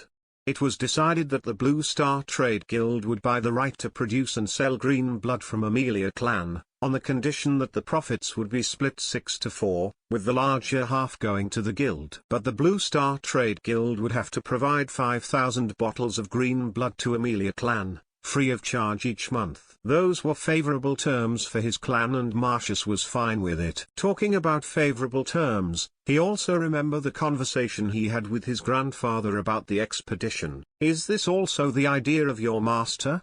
Titus asked. "No, grandfather. It was my idea. I wanted to go on the expedition," Marcius replied and pointed at the city map in front of them. "As you may know, grandfather, the city was exceeding the limit of population it can house." He pointed at a certain area of the city. The slum area had doubled in size during the last 5 years. Most of the citizens of Mediolan are suffering from a lack of housing and jobs. The signs are clear. We need to expand our city or there will be serious population problems in a few years. Then we will just repurpose a number of buildings to house the extra population, like we always had. Marcius's father added from the side. The three of them were discussing the matter of expedition. Marcius brought up, "It won't work, father. We are also running out of buildings to transform into housing areas. The lower industrial zones were already small as they were. The same could be said for commercial zones. If we take out any more buildings from those zones, there will be job problems instead of population ones. That will leave us with clans' lands, which we cannot touch for numerous reasons." He countered. "I agree with the fact that we have to expand the city," Titus said. "But how would this expedition be different than the others we sent years prior and failed?" The last expeditions were focused on clearing out the forest. And only then they planned to establish an area of expansion. It obviously failed for a couple of reasons. First of all, they underestimated the number of demon beasts in the forest. And without a proper base to fall back into, they were more exposed to ambushes and surprise attacks. The last expeditions also failed because of the guardians of the forest. But his grandfather and father didn't need to know that. "But I plan to establish an outpost first and try to clear out the forest later. That will give us a strong base of operation while also providing the extra housing area faster." He explained his plan. The plan has merit. What do you think, Marcus?" Titus asked his son-in-law. "That could work, father. And Marcius, I think you would want to lead this expedition?" he asked. Marcus was starting to see his son in a new light. It was probably because his rapidly increasing strength and brilliant strategies. He started to see Marcius as a valuable asset. "Yes, father. I would like to gain experience and achievement. Then, I'll approve the plan and put you in charge of the expedition," his grandfather replied. "Oh, and Marcius?" "Yes, grandfather." "Do not let me down." "I won't, grandfather. I promise." Marcius was thinking back on the conversation he had with his grandfather and father, as he slowly walked back to the Lord's Keep with happy steps and whistling a soft tone. "Oh, look who do we have here? Isn't it the talented heir of Aemilia clan?" He heard a loud mocking voice. It took him a while to recognize that the voice was directed at him. As he looked back, he saw a small group of teens the same age as him, wearing expensive clothes. Then, it took him even longer to realize that this is a typical bullying scene from the cultivation novels. Wait, what the FK? Chapter 12, Bullying a Bully. Oh yeah. For all the scheming and strategizing I have been through, I still forgot that this is still a cultivation novel. Marcius thought as he glanced at the faces of the wannabe bullies. Holier-than-thou attitude, check. Follower lackeys ready to support whatever SHT their leader is going to say, check. Expensive clothing, check. This is really a typical bully situation from cultivation novels. He then looked directly at the leader of the group, Arius Sargia, the first son of Sargia clan head. He was also the main heir of Sargia clan. And according to original Marcius and Joseph's memories, he was a dumbass. He also has a very punchable face. Marcius silently criticized. Are you speaking to me? He asked. Are there anyone else who is the heir of Aemilia clan? Of course, I'm talking to you. It seemed the coma has reduced your mental capacities. Arius haughtily replied as his lackeys snickered. It seemed you have a very poor luck. Not only were you born talentless, you even got into a stupid accident and have to be bedridden. How pathetic can you be? He continued his berating of Marcius. He was trying to get a rise out of Marcius. The original Marcius was a hot-blooded individual and this kind of situations always ended up in violence. But since Arius always had some kind of bodyguard, the fighting never got too far. So, even though Marcius was stronger than Arius who was at the peak of spirit elite realm, Arius almost always got away with it. And Arius used the situation to paint Marius as a rude and mad individual who was always prone to violence. Since Marcius was the heir of a big clan, that kind of image was bad for him. So, even a dumbass has some level of cunning. Not bad. Marcius silently shook his head. If Arius was trying to get a rise out of him, he would be sorely disappointed. Are you dumb or what? Was Marcius's calm reply. What did you just say? The Sargia clan heir questioned as his followers stopped laughing. I said, are you dumb? He repeated. You have no right to question me, talentless. Arius hissed out the reply. Oh yes. This talentless is questioning your intelligence. What are you going to do?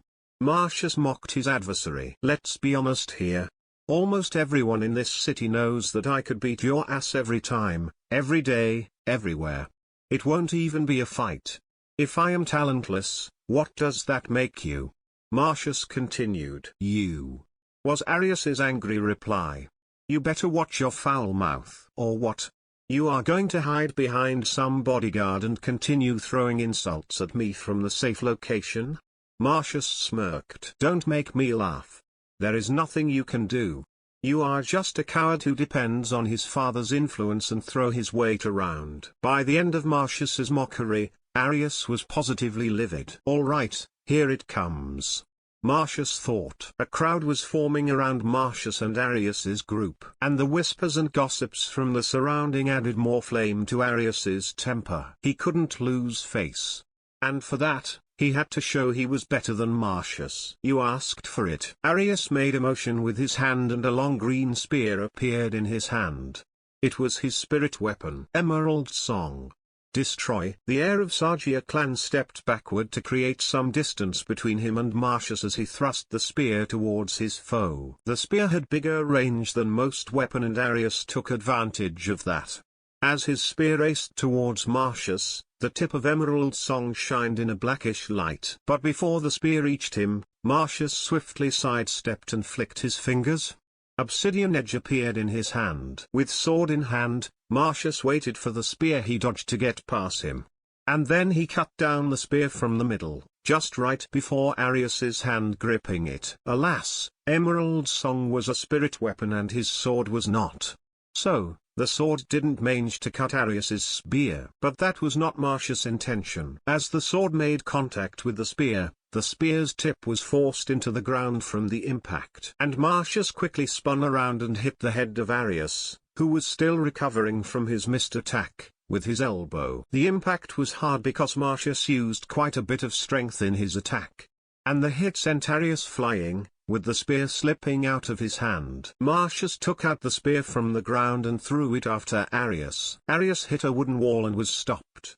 And his own spear lodged into the wall just a few distance away from his head. The fight started and finished within seconds. After the fight finished, a few things happened. A powerful aura exploded from the crowd as an elderly man in blue robe jumped towards Marcius. But he was quickly subdued onto the ground by the two shadow guards guarding Marcius. It must be his bodyguard.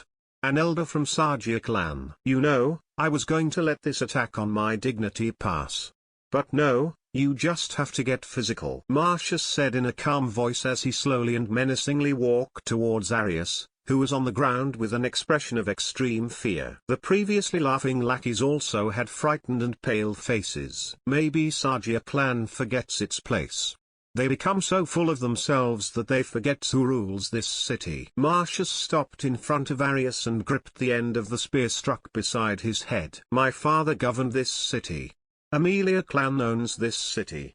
He pulled out the spear. And you just tried to kill the son of city lord and the heir to Aemilia clan in an unprovoked attack. At the end of the sentence, Marcius kept his voice loud to let the crowd heard him. Unless you publicly admit to your wrongdoings and apologize to the Aemilia clan as a whole for your slender, I will be keeping your spirit weapon. Then he leaned down slightly to whisper into Arius's ear. You are nothing. And will always be nothing compared to me.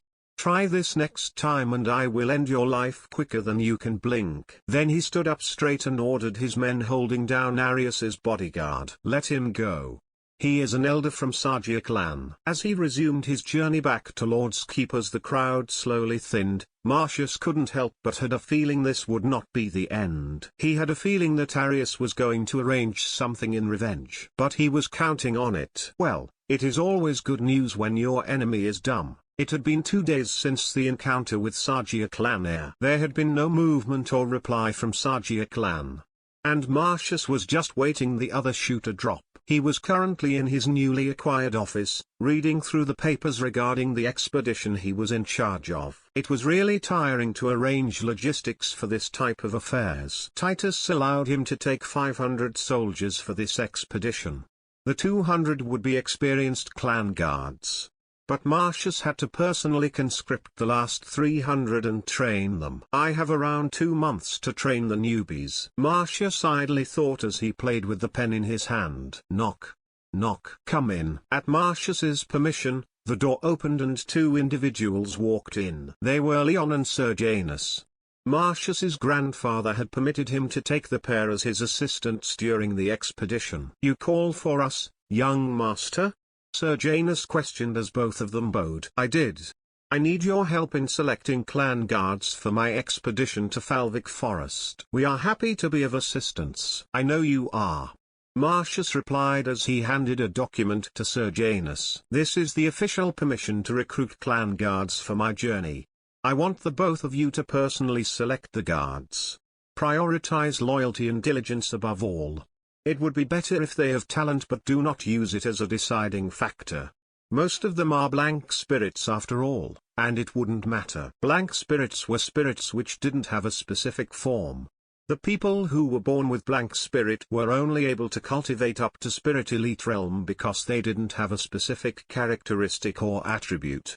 But they were better than those born without spirit beasts, in a way that they could still cultivate and use spirit energy. Out of all the citizens of Rubrum, 60% were born without spirit beasts, 30% were blank spirits and only the 10% were born with spirit beasts. So, how did the big clans manage to maintain their lineage? Easy.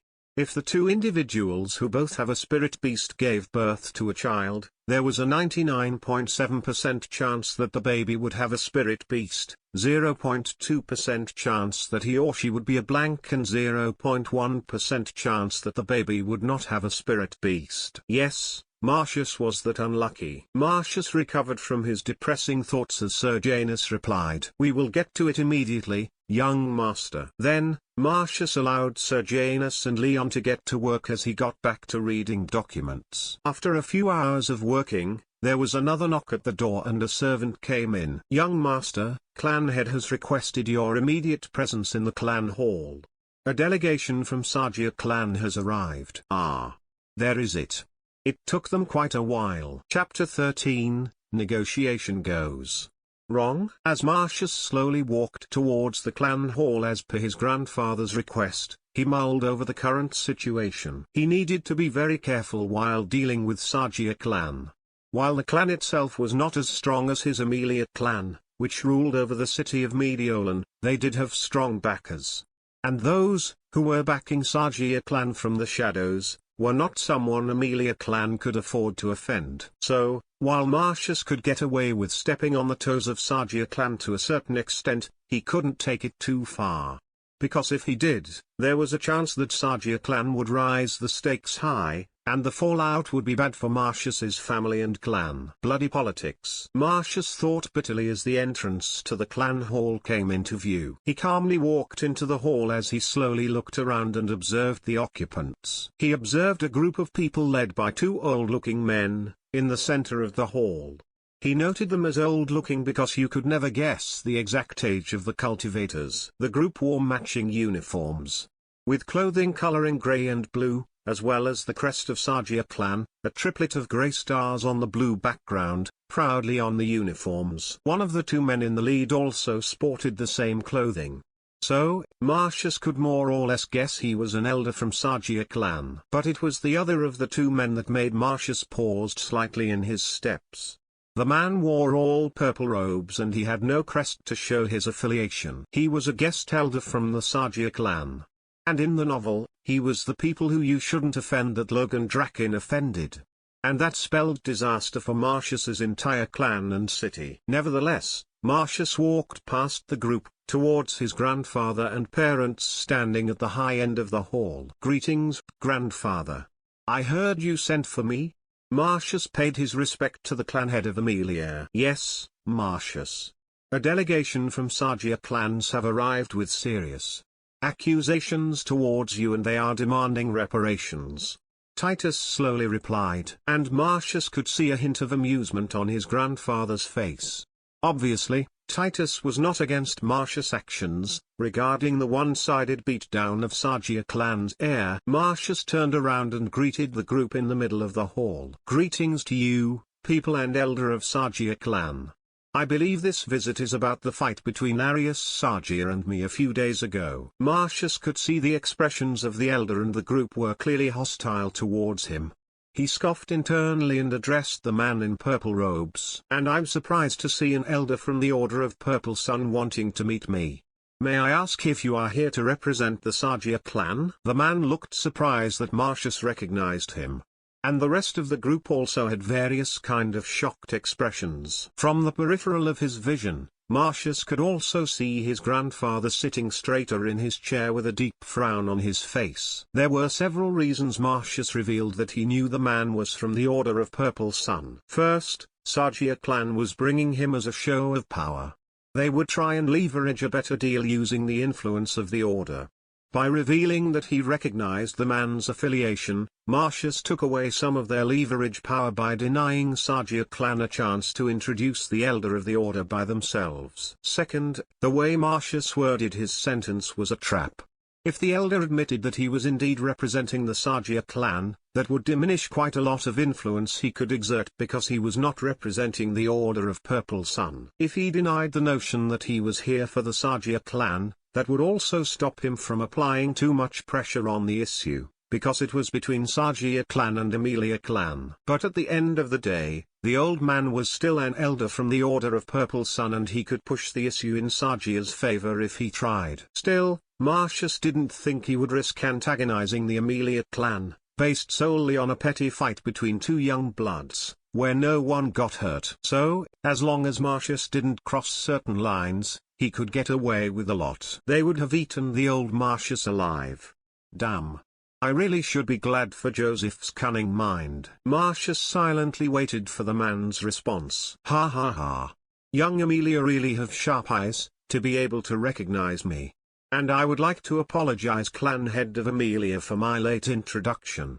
I am Vicent Cabra, elder of the Order of Purple Sun. The old man, Vicent, greeted both Marcius, his parents and his grandfather with a faint smile. And to answer young Aemilia question, I'm here as a mediator to solve the animosity between Sagia clan and Aemilia clan. Please don't misunderstand. So, you are playing the role of the observer who want to settle the bad blood between the two clans, huh? Alright. I can work with this. Marcius mused as he adjusted his strategies in his mind. Before anything, I would like to say I deeply regretted the way the encounter between me and Arius turned out. It had ended not necessarily in a peaceful way. Marcius started calmly. Not necessarily in a peaceful way? You beat up our young master. The elder of the Sagia clan interrupted him angrily. May I know your name, elder? Marcius asked the man. My name is Lucio Sagia, an elder of Sagia clan. The man replied proudly. Elder Lucio, I don't know if you have the full account of what happened. But Arius attacked me first and I have to retaliate. Lies.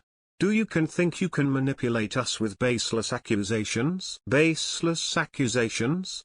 Elder Lucio, there were hundreds of people in this city, who could confirm that Arius attacked me first on that day, in broad daylight, and in the middle of the city. Marcius slowly replied. Elder Lucio had a complicated and angry look on his face after Marcius's reply. Maybe he was blaming Arius for being that stupid to attack Marcius in the open public. Still, there was no need to retaliate in such an extreme manner. And you even stole young Master Arius's spirit weapon. First, I believe Arius was in no mortal danger from my extreme manner. He wasn't even bleeding. Second, I only took his spirit weapon to force the Sagia to come and apologize to my clan for Arius's insult to my clan's dignity.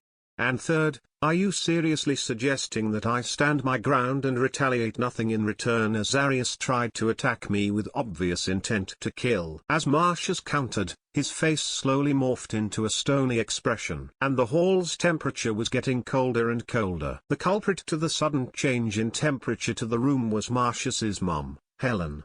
Her killing intent and Foundation Lord Relmora was starting to suffocate the room, while she heard Marcius mention the second attempt at his life. You dare try to kill my son. You will pay for this dearly. Helen hissed out her words, but somehow, they echoed loudly around the clan hall. Some of the occupants of the hall were slightly cowering in fear of Helen. Even Lucio was showing visible signs of nervousness. The only people who were not moved by Lady Aemilia's display of power were Vicent, Titus, Marcus and Marcius himself. But even Marcius could feel cold sweat falling down his forehead. Crap. First his grandfather. And now, mother. This family sure is scary. Rubrum trivia. Cultivation ranks in the world of Rubrum. Mortal realm, major realm. Spirit soldier. Spirit elite. Spirit master. Foundation lord. True lord. Spirit born. Spirit king. Spirit emperor. Immortal realm, major realm. Each minor realm under the two major realms was divided into 4 stages: early, middle, high and peak. Chapter 14. Let the game begin. Rubrum trivia. The city of Mediolan was founded since the age of segregation before the first Trident invasion. The city was built upon the foundations of 3 great clans, Aemilia, Sagia, and Attilia. The city was ruled by a council directed by the heads of the 3 clans. Aemilias were the warriors, Sagias were in charge of espionage as well as intelligence, and Attilias were the diplomats. After the first Trident invasion and the subsequent formation of First Solas Empire by High King Alexios of Vetus, Mediolan submitted under the rule of the King of the Kings. Mediolan became an important center of trade due to its strategic location and access to the sea. The city prospered and the 3 great clans enjoyed the fruits of their labors. After the death of Alexios of Vetus, while many provinces, vassals and tributaries broke free from the Solas Empire, Mediolan remained a strong city under the rule of Solas. Then, the second Trident invasion happened. Mediolan, once a prosperous city near the heartlands of the empire, became a bloody frontline. Fighting battles after battles during the Second Trident invasion and the following 100 Years' War, the people and resources of Mediolan were exhausted. The greatest tragedy was that the Attilia clan's main family was nearly wiped out, except for the sole heiress. And it brought about a shift in power. The last heiress of Attilia clan married the heir of Aemilia, forming a union between Aemilia and Attilia. After the discovery of cultivation, the three clans followed their traditional paths in cultivation. Thus, the combination of Aemilia's battle-oriented cultivation and Attilia's cultivation of mind arts completely overshadowed Sargia's assassin cultivators. The influence of Sargia clan decreased in a steady rate over the following years. And when the formation of Second Solas Empire happened, the new Aemilia clan, created from the union between the old Aemilia clan and the extinct Attilia clan, was more or less ruling over Mediolan. When the High King Kiesavetus reformed the administration in 254 OSA, after Second Empire, Mediolan was placed within the jurisdiction of the newly formed Northern Farnese dukedom. The Duke of Farnese recognized the Aemilia clan as the Lord of Mediolan and gave them rule over the surrounding land, and thus, forming the county of Mediolan. And so it was, to the present days. After Helen's outburst of aura in anger, another equally strong, if not stronger, aura surrounded the room. Although I'm an outsider in this situation, I'm still a guest elder of Sargia clan. And it is my duty to make sure that none of Sargia clan members get hurt under my watch. I would like to request Lady Aemilia to refrain from making rash decisions. Vicent calmly stated as his aura easily battled Helen's, and thus, giving the members of Sargia clan a breathing room. If Marcius had to guess, Vicent would be at least at the peak of Foundation Lord Realm or maybe even at the true Lord Realm. Still, he sure is flaunting his influence as an elder of the Order of Purple Sun. Trying to intimidate mother in front of grandfather, the clan head. Marcius thought with a bitter smile. Helen, enough. Titus's voice rang loudly throughout the hall. But father, it is enough, wife. This time, Marcius's father also interfered. Both men were looking at Helen with disapproving stares. Thanks the gods, grandfather and father intervened. Mother almost ruined our clan. If she attacks Vicent, it is over. Marcius's mother was a brilliant woman. A very cunning and intelligent woman even. But when it came to her children, Marcius and Livia, she threw most of the rational thinking out of the window. It was the same with the case of Felix. Back then, she only stayed her hand because there was no evidence that Felix assassinated Marcius, and also because Marcus managed to stop her. But once Marcius himself requested her to arrest Felix, she immediately took action. Helen reluctantly backed down under the pressure of her husband and father. And Marcius immediately took the lead to avoid any more accidents. I'm willing to return Arius's spirit weapon to give face to Elder Vicent. But we want some reparations. The heir of Sargia clan dared to blatantly attack the heir of Aemilia clan in broad daylight. If we don't make demands, the very reputation of Aemilia clan will forever be tarnished. The clan members of Sargia had very ugly expressions on their faces after listening to Marcius. He could guess what they were thinking. It was probably along the lines of, you beat up and humiliated our young master in the public's view. You also took his spirit weapon and now you are asking for reparations. Shameless. And if they said it to his face, Marcius would proudly declare that he is, indeed, shameless. But they couldn't say it to his face. Because if they did, Helen would pop their heads like a bunch of watermelons. What do you want? Elder Lucio gritted out his question. 500 orange spirit shards, Marcius said. 500 orange spirit shards. That is robbery. Elder Lucio replied in anger. It may be robbery, Elder Lucio, but your clan heir committed an attempted murder. If all things considered, I'm going easy on you. The heir of Aemilia clan countered. Also, I want Arius to come and apologize to my grandfather, for his slander to the clan. If my demands are fulfilled, we can forget about this accident. Elder Lucio wanted to argue, but a warning look from Vicent and the murderous face of Helen stopped his actions. I'll see what I can do. I have to report back to our clan head before any decisions could be made. Elder Lucio's face was as if he sucked a lemon. They came here to humiliate and make demands to the Aemilia clan.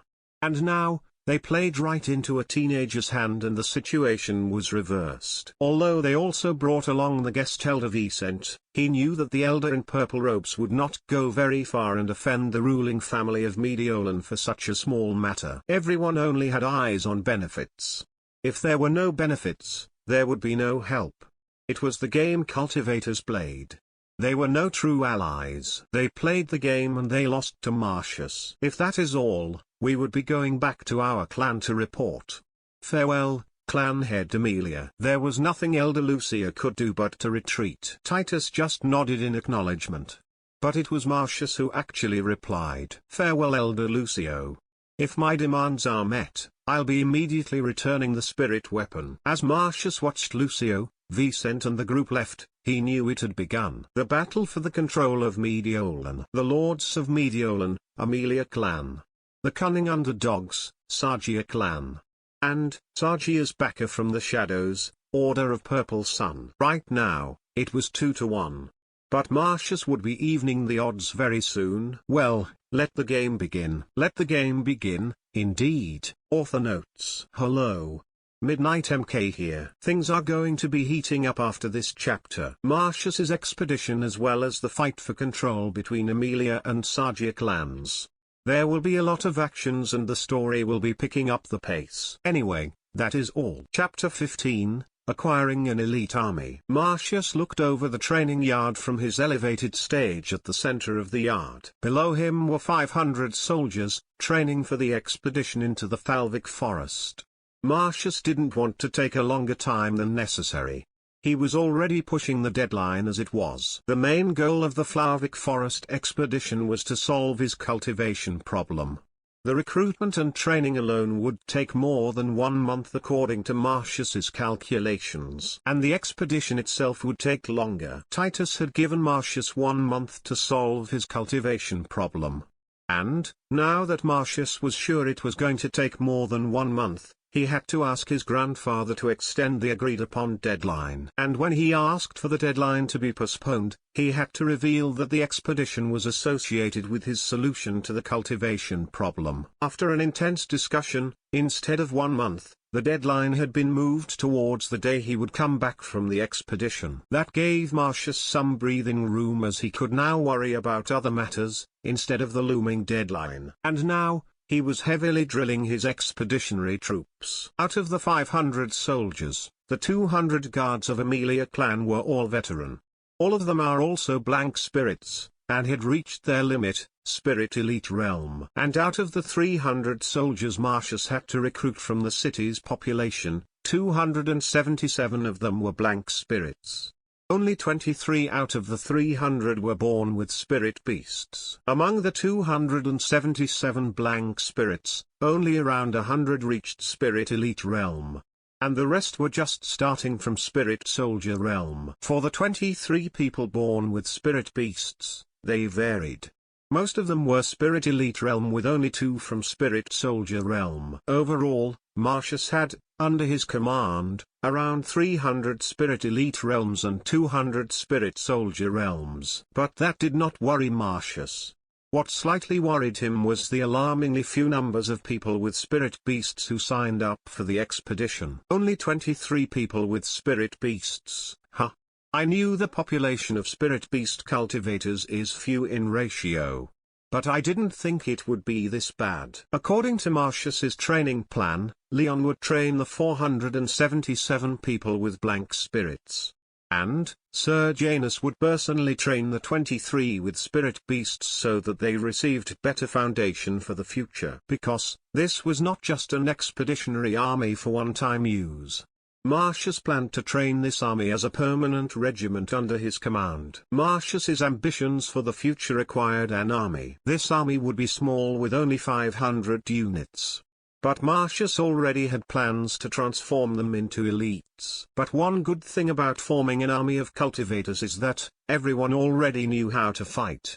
I just need to train them in teamwork, discipline, battle tactics and formations. Small armies could be effective if they were well trained. There were many examples from Joseph's memories of his home realm, Earth. Like the Prussian army during the 18th centuries and the Swedish army under King Gustavus Adolphus. Defensive formation. Leon's voice echoed throughout the drilling soldiers and they rushed to obey. 2 lines of infantry surrounded the perimeter of the army as they faced outward with shields at the ready.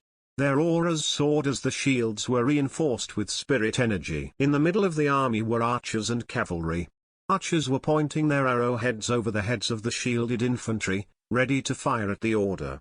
The cavalry was also well prepared, to swiftly respond to any maneuver the enemy would use. The formation was an ideal response to ambushes in difficult terrains. And since the expedition was into the forest, ambushes were the most commonly expected form of attack from the wildlife of the Falvic forest. Offensive formation, charge. The formation of the small army changed, as most of the infantry broke away from the shield wall and charged. A small number of shielded soldiers remained to protect the archers, as the cavalry also rushed out with swiftness. After that, the remaining infantry and archers advanced slowly. This tactic was for when the enemy's attack failed and the foes fled. Most of the infantry and cavalry would charge and run down the enemies, while the remaining infantry and archers would advance steadily and kill any foes who managed to evade or survive the charging soldiers. In Marcius's opinion, it was a simple and effective plan: defend, and then charge. But while the strategy was simple, it required extensive training and great discipline to pull off the tactic perfectly. Which was why Marcius was drilling them hard. The training is still not perfect, but it is acceptable since we have only been drilling them for a month. Marcius thought, as he jumped down from the stage and landed beside Leon. Leon, stop the training. I have something to announce. He spoke to his friend and Leon relayed his orders to the troops. All right, boys. At ease. Our young master has an announcement to make. The soldiers stopped performing and gathered as a crowd in front of Marcius and Leon. Marcius slowly looked through the faces of the soldiers under his command. When I first recruited you, when you came to serve under me as a unit, as brethren and as comrades, I made a promise that I would train you into elite of the elites. And if you serve me loyally, there will be great rewards and acknowledgments. Marcius started. Now, I have fulfilled the first promise. You have been trained to perform as professional and disciplined soldiers. You are still not the best of the best, but you are well on your way towards that title. You are not just cultivators now. You are an army of cultivators. An army who can work well together. An army who can swiftly respond to various situations. An army who can be critical in turning the tide of a battle. Marcius paused as the soldiers cheered at his speech. After a while, Marcius put up a hand in the air and the voices slowly died down. After the first promise has been fulfilled, I also want to show you how I intend to fulfill the second promise. Marcius waved the papers in his other hand, so that the crowd could notice the documents. These documents will provide everyone a new residence after we cleared out the forest and expanded the city perimeters. In the newly acquired lands, each and every one of you will have a place to call home, and you will also be exempt from land taxes for 20 years. This time, the cheers were louder. The reward was incredible, as the city population was currently facing a shortage of residential areas. Many of you have families. And those families will now have a comfortable and safe place to spend the rest of their lives, if we succeed in this expedition and bring glory to our city. The crowd was now loudly chanting after each of Marcius's speech. Even if some of you fell at the expedition, your family, relatives and loved ones would be taken care of. They will be rewarded with generous wealth and still have a home at the new land. Marcius stopped again and looked at the faces which were filled with joy and happiness. The morale of the troops was high. This is how I intend to fulfill my promise to you.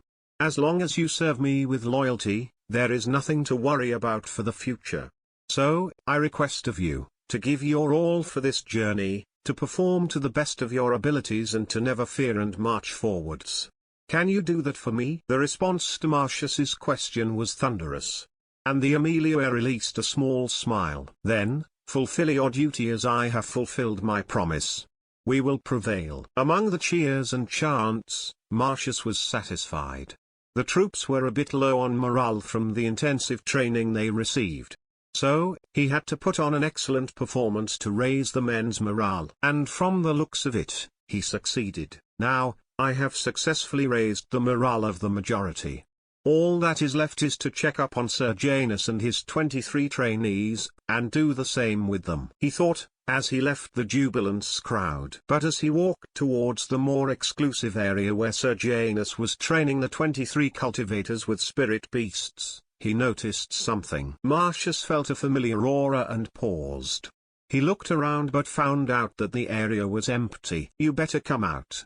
I'm already familiar with your aura to not notice you," Marcius calmly said. The response to his words was a soft laughter, as a silhouette slowly materialized beside him. Marcius glanced at the figure and greeted. "Hello, Carla.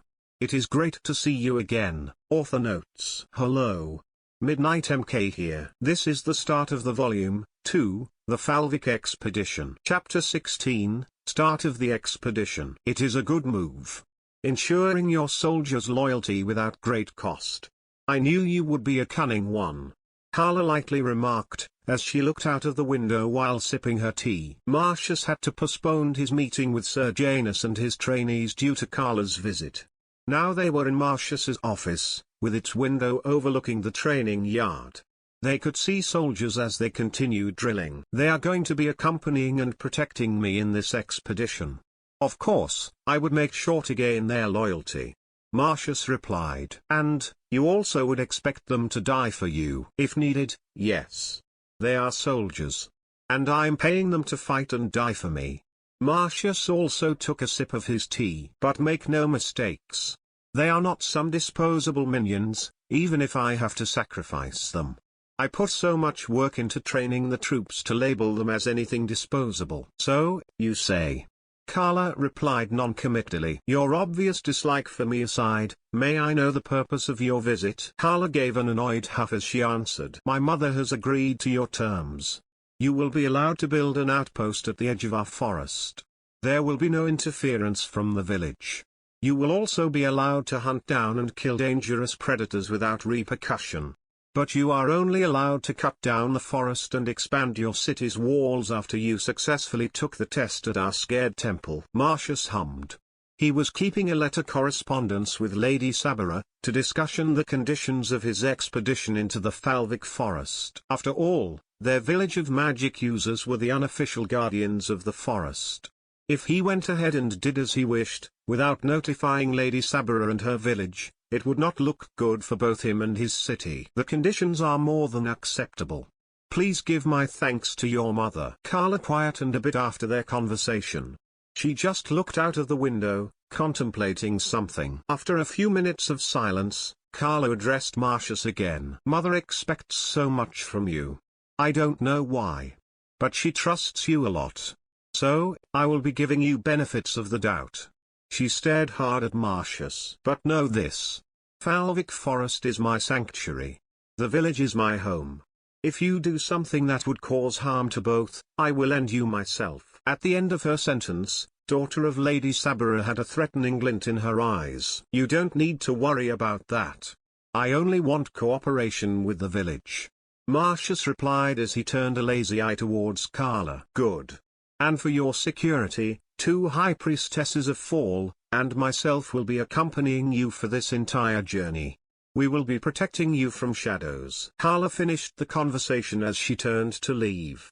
But Marcius's call stopped her. "Lady Carla." The girl with ebony complexion stopped, with her back facing Marcius. "Yes? I know you are protective of your home. But I'm getting sick and tired of your passive-aggressive threats. So, let me give you a warning in return." Marcius started. "If you so much as cause harm to my city and mine, due to your unreasonable overprotectiveness," in this, Marcius' tone also took a chilling turn, "I'll destroy everything you hold dear. I'll lay waste to your village. I don't care how strong you people are. I will destroy you." Marcius didn't watch Carla left. He just stared through the window and observed as his troops trained. At that night, Marcius laid in his bed as he reviewed the tablet, which was connected to the 6 scout drones he put up in the skies of Mediolan. Everything the drones recorded throughout the day and the night was regularly sent back to tablet for review. As he idly observed the video recordings, Marcius paused as he saw something unusual. Well, look at this. I knew you were hiding in plain sight.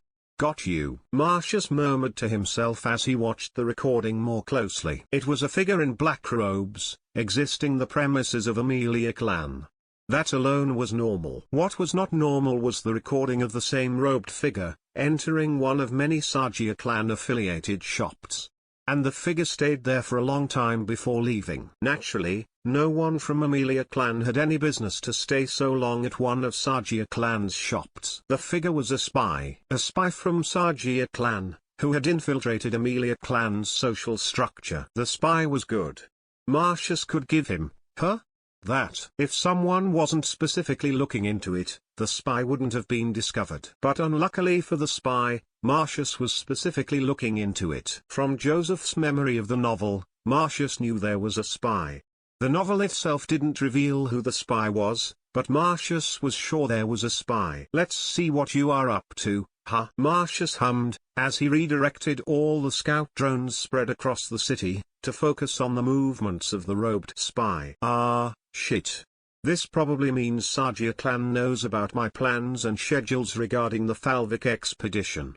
I should expect assassins very soon." Marcius groaned out loud. Well, at least the trip would not be so boring. It was the day of the expedition. Marcius was just about ready to depart from the city, and begin his mission. Or, at least he was trying to. The process would be so much easier, if he could just pull off the little menace, who was desperately clinging to one of his legs. No. Big brother is not leaving. There is no way. Livia's cries could be heard from Aemilia's clan gates, throughout the entirety of the city. "Come on, Liv, you need to let me go. Everyone is done preparing and waiting for your big brother." "No. Marcy, you are not leaving. It is not even a month after you have recovered, and now you are going away." Actually, Marcius was sure it was nearly 2 months since he woke up from the coma, but well. You didn't argue with Livia. You just didn't. "If you are leaving, take me with you. I want to go with Big Brother." "I can't take you with me, Livia. It is dangerous out there. Be good and..." Ouch, ouch, ouch. And there came the bites. Livia usually bit him when she didn't get her way. And the bites hurt. He had a body which could go toe-to-toe with cultivators' bodies, which were protected by spirit energy. And, somehow, the bites hurt him. How? "All right, Livia. Let go of your big brother. You are making him feel bad." That was when Helen decided to take a pity on Marcius. She pried off the little girl, kicking and screaming, from Marcius's legs. Marcius shot his mother a grateful look, and Lady Aemilia smiled back in return. "Good luck on your trip, son. And be safe." Helen softly said her goodbyes to him. "I will, mother. And please take care of things when I'm not around." Marcius turned from his mother, and headed towards where his father and grandfather were standing. "There will be assassins from Sagia clan. Always be aware of your surroundings," his father said as he approached them. "I will be careful. Besides, with the amount of protection I am getting, I doubt I will be in any serious danger." Marcius replied as he subtly looked towards a group of individuals on horseback, wearing black clothing. They were Titus's shadow guards. He lent them to Marcius for his protection. "John and his team are the best of my guard. With them on your side, I can at least put your mother's worries to rest," his grandfather replied. After saying a few more words with his father and grandfather, Marcius turned around and walked towards the clan gates, where his mountain troops were waiting. He mounted his war horse, a species which was crossbred between an ordinary horse and a demon beast. Marcius observed his expandatory troops, and noted that all of them looked eager. Out of the 500 soldiers, he had around 300 infantry, 150 archers and 20 cavalries. Himself, Leon, Serjanus, the 23 people with spirit beasts and the group of shadow guards were also mounted. Marcius nodded in satisfaction, as the troops stood in attention, while he slowly directed his mount to the front. "All right, lads. Let us start the journey." Chapter 17, Setting Up Camp. Marcius thought back on his life since he woke up from coma, while leading the expeditionary troops from the very front. It had been almost 2 months since his miraculous recovery, as people called it. People sometimes told him that he had changed. Marcius, himself, also noticed that he had a subtle change in personality. The old Marcius, prior the assassination attempt and coma, was a fairly serious and very hard-working individual. And he was very quick to anger. He was also kind of dumb. No. not dumb. He was oblivious to plots and schemes around him. Now, after fusing the souls of old Marcius and Joseph, it could be said that he was no longer as clueless as he was. Marcius was even able to make attempts at his own schemes, somehow. He was still hard-working, that was for sure. He managed to learn and fully master movement of Gaia in a single month, due to his rigorous training schedule. But, the most obvious shift in Marcius's personality was his attitude around other people. He was no longer very serious when communicating with people around him. Marcius, instead, subconsciously, took a more laid-back and relaxed stance. Now, he usually acted bored and lazy, aside from while he was fighting or training. But Marcius thought his shift in attitude had some advantages. Acting bored and lazy could make people underestimate him. So, he decided that a change in personality was not that bad. Besides, he had other things to worry about, like the approaching tree lines ahead of him. Marcius cut off his self-musings, as he noted that they had approached the edge of the forest. Actually, there was a wide area of clear land between the walls of Mediolan and the Falvic forest. So, one could ask why they didn't just build more buildings in the clearing. Well, they couldn't, because it was a buffer zone. When and if demon beast incursions occurred, they usually came from the forest. And the soldiers of Mediolan needed that clear buffer zone to notice the demon beasts approaching before they reached the wall. Only then, they could make the necessary preparations. If they just built in the buffer zone without any considerations, it could spell disaster for the citizens who would live in that area. The demon beasts could just breach the defenses, even before anyone could notice, because they were very close to the forest. That was why they needed to clear more of the forest for the buffer zone, before they built beyond the city walls. Halt! At Marcius's command, the whole contingent of soldiers stopped. Marcius was yet again satisfied with the discipline of the troops.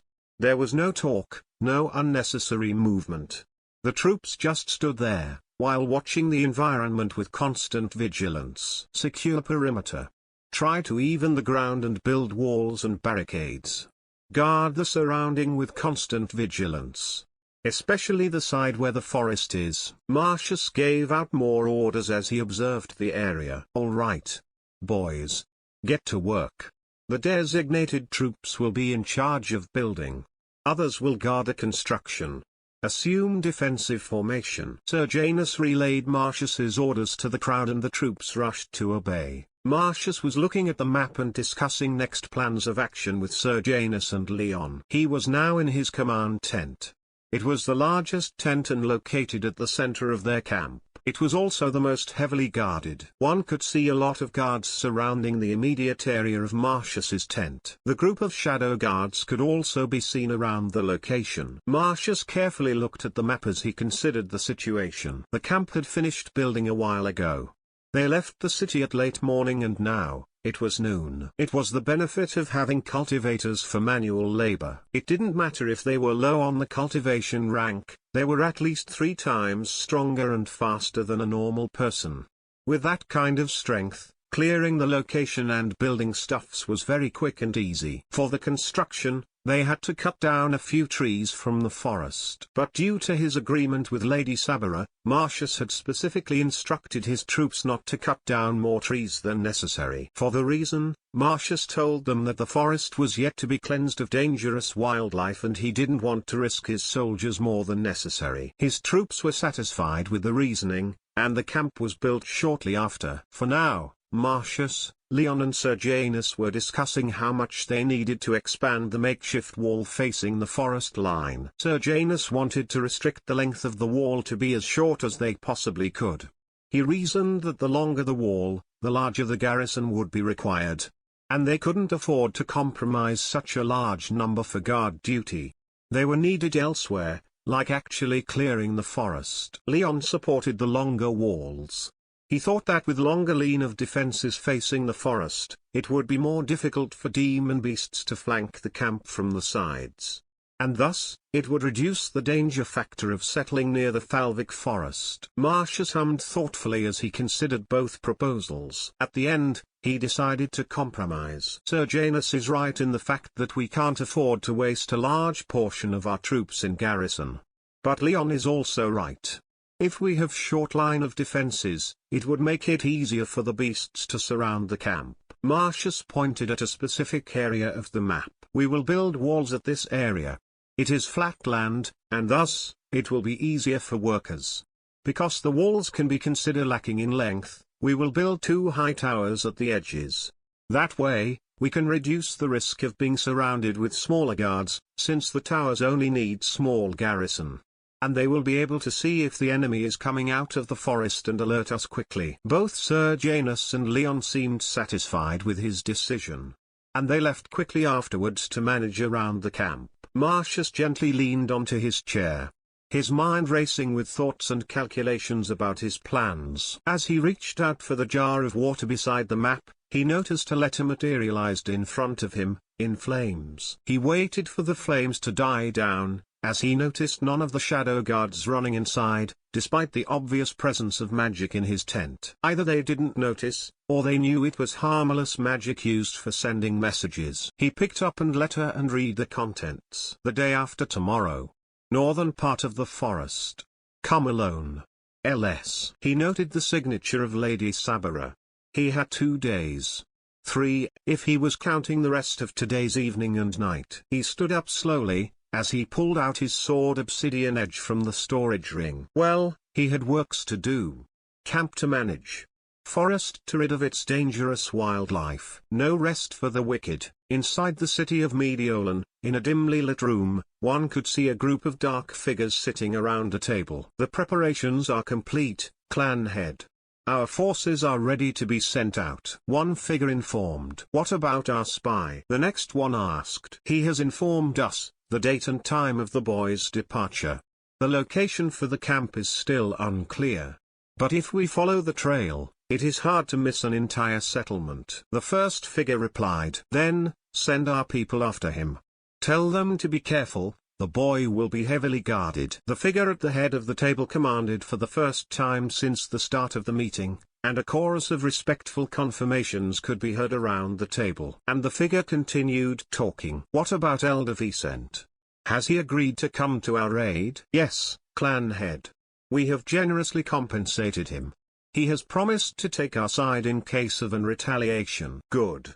Now leave. The figure commanded, and the rest quickly left the room. When he was alone in the room, the figure stood up and walked towards the only window in the room. The window was closed, but he opened it with a wave of his hand. Outside of the window was the city of Mediolan, bursting with activities as people went about their business. The figure stared at the scene. A genius fighter without cultivation. You are too dangerous to be allowed to live, even without cultivation. You need to die, Marcius Aemilia. For the betterment of our Sagia clan. Chapter 18, The First Life and Death Battle. Marcius leapt forwards as he stabbed the tip of obsidian edge into the head of the demon beast in front of him. Alert. The bounty of Lycanus has been claimed. Calculating the appropriate reward. Kio's voice echoed in his head. Calculation completed. Host had been awarded with 300 bounty points for hunting down Lycanus of savage rank. Marcius frowned.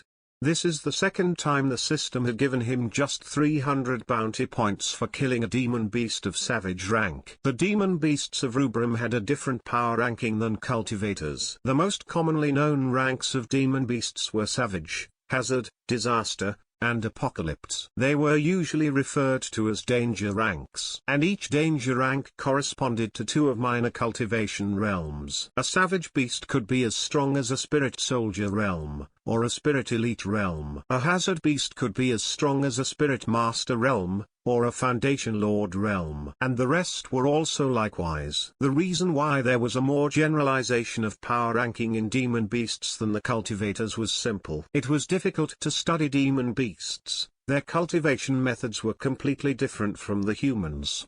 And their amount of spirit energy never indicated what they were actually capable of. They used both great physical strength and spirit energy. And, it made them difficult to predict.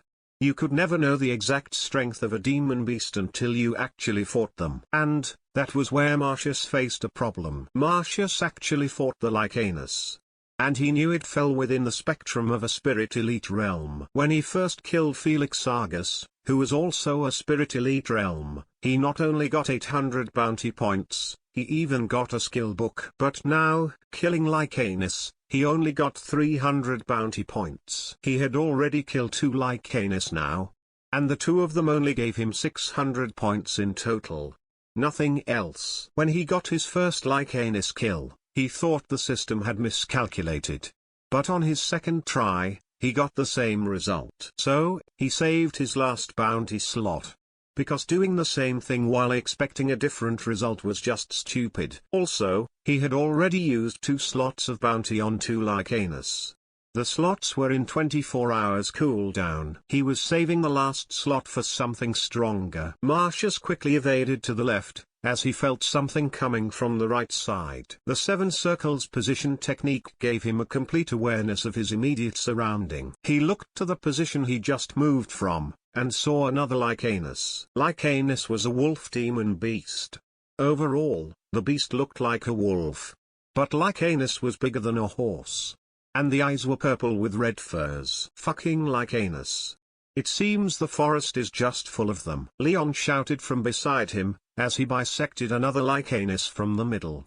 His sword was covered in bright red flames. Marcius momentarily ignored his friend in favor of sheathing his sword. The wolf in front of him and Marcius seemed to be in a standoff. But a moment later, the Lycanus leapt forwards and Marcius sprang into action. He quickly pulled the sword out, as he slashed using red serpent slash technique. The cut made contact with Lycanus's forehead from the middle, and continued through the entire length of the beast's body.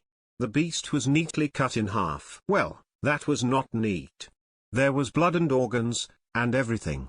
It was messy. The entire battlefield was messy. After making sure that the entire was in order, Marcius took a quarter of his troops as well as Sergianus, Leon and half the cultivators with spirit beasts to scout the forest, and start clearing it if the situation was favorable. Marcius only had 2 days and a half until his trial. So, he wanted to get some jobs done, claim some bounties, and get some power-ups. So, he conducted a systematic clearing of forest area nearest to the camp. At first, it was going well. Most of the wildlife they encountered were not hostile, or just too few in numbers and strength. Then, a pack of Lycanus ambushed their group, and now, they were in this mess. To Marcius's soldiers' credit, they reacted quickly and effectively. The results of rigorous drilling and training could be seen. It seemed the troops were doing well. At least, Marcius hoped that there would be no heavy causalities. After Marcius cut down 2 more Lycanus, he noticed the battle was coming to a close. He could see most of his soldiers clearing out the last few remnants of the Lycanus pack. The lucky few demon beasts managed to get away. Marcius observed the situation, as Sergianus approached him. "Young master, we counted 23 dead Lycanus in total. We suffered no causalities. But around 30 of our men were injured. 4 of them need immediate medical care. Gave green blood to the injured. Especially focus on the 4 who are gravely wounded. It will not cure them completely, but it will give us enough time to carry them back to the camp," Marcius commanded. Then, he directly addressed the troops. "All right boys, we are going back. I wanted to scout the area to get more understanding of the situation. Now that I know what we are up against, we will be better prepared tomorrow." A chorus of affirmatives could be heard, and the troops prepared to leave. Marcius, himself, drank a bottle of green blood to refill his stamina. And then he slowly walked back to his mount. At the start of the battle, Marcius had to abandon his horse, as fighting in the forest on horseback was just hindering him. If he was mounted, he couldn't even use most of his techniques. As luck would have it, his mount was still alive and well, despite the messy battle. Which was good, because it was a fine mount. And expensive too. As he was preparing to climb onto his horse, Marcius saw a shadow moved from the peripheral of his vision. He quickly jumped high, using the horse's leverage. With the help of movement of Gaia, he quickly soared through the air and intercepted the incoming slash from a huge claw. It was an alpha Lycanus. And, it was waiting for its moment to ambush the expeditionary troops. Had Marcius not intervened, the alpha Lycanus could have taken out a huge number of soldiers. The beast was even bigger than a normal Lycanus. It was twice the size of ordinary wolf demon beasts. The huge beast had darker purple eyes, and its furs were red, with black tattoos running across the back. As his soldiers prepared to attack, Marcius stopped them. "No. Do not engage. Sir Janus and Leon will assist me. No one else will get involved. It is too strong." The beast was at the hazard level in danger ranking, and it was also very strong. In terms of cultivation, it translated into roughly the peak of Spirit Master Realm. Marcius was not strong enough to fight the peak of Spirit Master Realm alone. Sir Janus was at the middle stage of Spirit Master Realm, and Leon was at the peak of Spirit Elite Realm. Together with Marcius, who was as strong as the middle stage of Spirit Master Realm, it was normally enough to handle a peak Spirit Master Realm. That was, if their opponent was a human cultivator. Here, they were facing a demon beast, a far stronger entity than a normal cultivator. Marcius knew they had to be careful, but he also felt quite excited. This was the closet he came to a life and death battle, since he woke up from the coma. Kyo, put the Alpha Lycanus in the last bounty slot. Acknowledged. Bounty placed on Alpha Lycanus. After hearing Kyo's confirmation, Marcius slowly put his black sword back into its sheath, charging up another attack of Red Serpent Slash. "Fine. You wanna play? Let's play." Rubrum Trivia. Flavic Forest. The Flavic Forest stretched from the northern side of the city walls of Mediolan to the western side, where it met the Pier River and ended. In other words, the forest covered a great portion of Mediolan's surrounding. There were several attempts in the past to clear the forest for the city's expansion, and all attempts had failed, due to the forest's dangerous wildlife and unfavorable terrain. Every few years, a demon beast incursion would come from the depths of the forest itself, and the city would have to fight it off. Sometimes, the incursion was small and the city guards would get an easy victory. Sometimes, the incursion could be of great danger for the city, and the soldiers would have to fight tooth and nail to protect the very existence of their city. And to this day, the Flavic Forest would remain a major thorn in the side of Mediolan City and its overlord, Aemilia clan. Chapter 19, Killing the Hazard-Ranked Demon Beast. Marcius jumped high into the air, with his sword still sheathed. Below him, he noted that Sir Janus also quickly approached the Alpha Lycanus. The great axe in his hand was covered in flames, and Sir Janus's flames were even brighter and looked hotter than Leon's. The fiery axe was met with the claw of Alpha Lycanus, the beast easily pushing Sir Janus back. With its focus on Sir Janus, the demon beast failed to evade Marcius, who was coming in with a well-aimed Red Serpent Slash. The black sword managed to make contact with the hazard-ranked beast's back, but the weapon barely scratched through the tough hide. Alpha Lycanus quickly spun around, as it noticed both Marcius and Sir Janus were attacking from different directions. The sudden spin managed to force Marcius and Sir Janus back. Then, Leon came in. He jumped over Marcius' shoulder and aimed his slash at the beast's head. Burning Cleave. Alpha Lycanus stomped the ground hard, propelling its body backward and avoiding the attack. The beast stopped quite a distance away from the three humans, and it opened its mouth. A great amount of spirit energy could be felt, gathering at Alpha Lycanus's mouth. Not good. It is charging up its ranged attack. Marcius reacted quickly. By using movement of Gaia, he closed the distance between them in a matter of seconds, and tried to slash at the beast's mouth from different directions at once. This was where the movement of Gaia shined. Precise body control with unpredictable attacks from numerous directions. He managed to disrupt the charging attack, as Alpha Lycanus was forced to close its mouth and avoid sustaining injuries from Marcius's attacks. The hazard-ranked demon beast attempted to take a swipe at Marius, who was in a very close vicinity. This time, the heir of Aemilia clan was forced on the defensive. As Marcius couldn't find enough time to gain some distance between him and the ferocious beast, all he could do was evade its attacks. Then, Alpha Lycanus opened its large mouth and bit down hard on Marcius. Marcius had to use his sword to deflect the bite. Still, the sharp fangs of the Alpha Lycanus managed to penetrate his shoulder. Shit! Marcius could feel a great pain coming from the lower back of his left shoulder, but he gritted his teeth and endured it. Luckily for Marcius, Sir Janus had already arrived near the beast and human. He aimed his axe slightly above Marcius' shoulder. Normally, using an axe in the immediate vicinity of one's ally was dangerous, not to say this close. But Sir Janus was an experienced veteran, and he managed to completely avoid Marcius's body parts. His target? The Alpha Lycanus's fang. A loud clang rang out, and Sir Janus successfully pulled Marcius back from the wolf demon beast's mouth. Blood was spilling from Alpha Lycanus's mouth, and on the ground was its broken fang. Leon arrived beside Marcius and Sir Janus. "All right, lads, the beast is extremely fast and nimble. Its attacks are also deadly and precise. This is clearly not an easy battle. We are outmatched as of now." Sir Janus started. "You boys need to listen to my instructions, if you want to survive this encounter. Leon, no more reckless attacks. And young master, no more going in alone without backup." The seasoned knight of Aemilia clan scolded the two young boys. "Are we clear?" Both Marcius and Leon gave their affirmatives. "So, what now? What is the plan?" Leon asked, as he warily eyed the injured beast slowly circling around the three of them. "Its hide is though, attacks on the body will not deal much damage," Marcius advised. "True. But it tries hard to protect its head. Every time we aim for the head, the Alpha Lycanus just evades or counterattacks."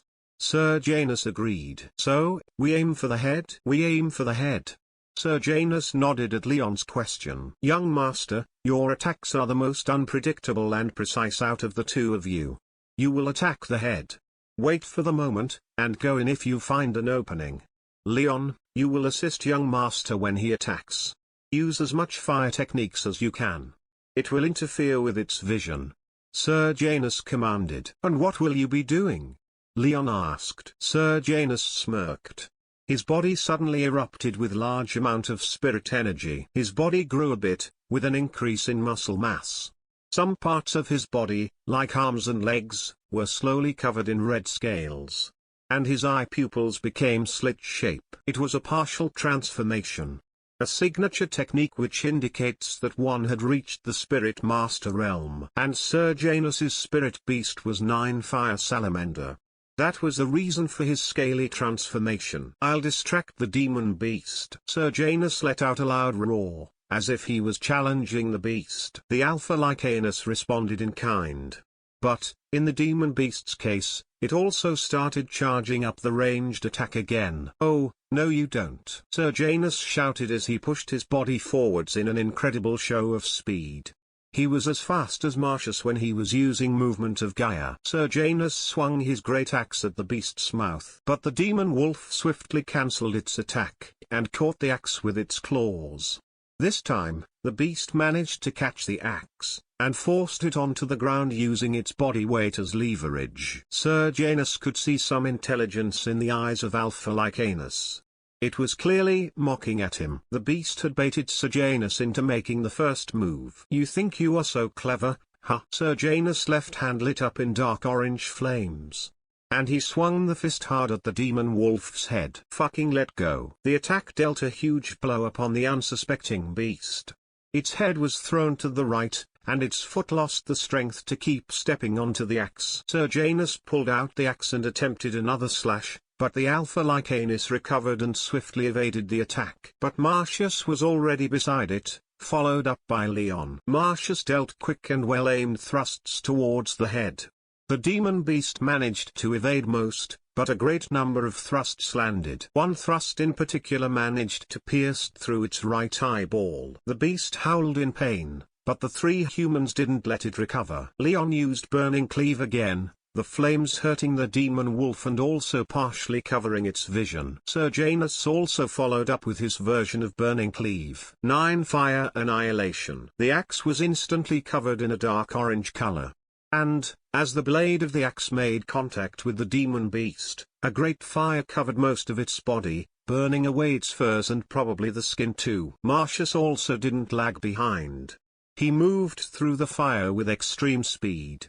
The raging fire parted way, due to the wind pressure created from Marcius's speed. He aimed the tip of his sword at the very middle of Alpha Lycanus's forehead. Marcius felt considerable resistance when the sword made contact with the demon beast's flesh, but the blade eventually made it into the beast head. Only after making sure that his sword was through Alpha Lycanus's brain, Marcius dared to let go of his weapon. Marcius instantly fell to the ground, sitting down on it with a tired sigh. Leon did the same. We did it. Marcius let out, in between heavily breathings. Man.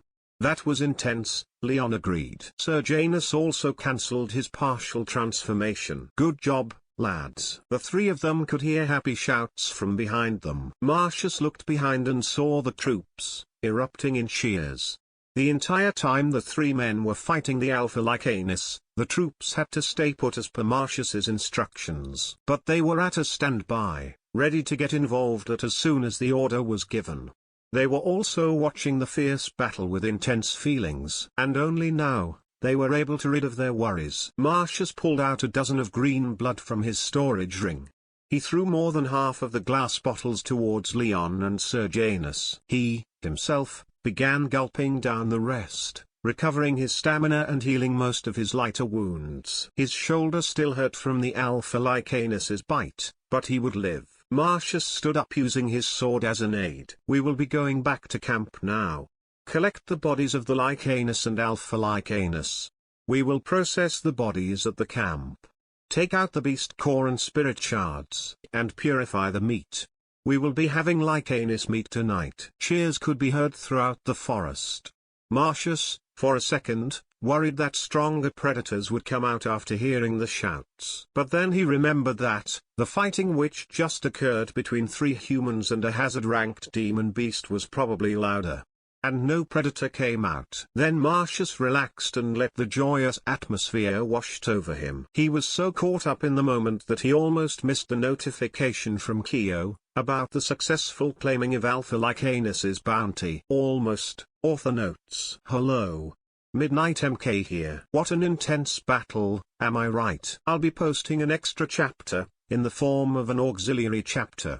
And that chapter will be all about known power rankings in the world of Rubrum, so that you guys will no longer be confused by cultivation realms, danger ranks, etc. So, look forward to it. Chapter 20, The Aftermath. After taking care of the wounded and gathering the bodies of the dead demon beasts, Marcius directed his soldiers back towards the camp. The regiment slowly made their way back, as they maintained their state of constant vigilance. Because they were still in the forest, there could be more ambushes from dangerous wildlife.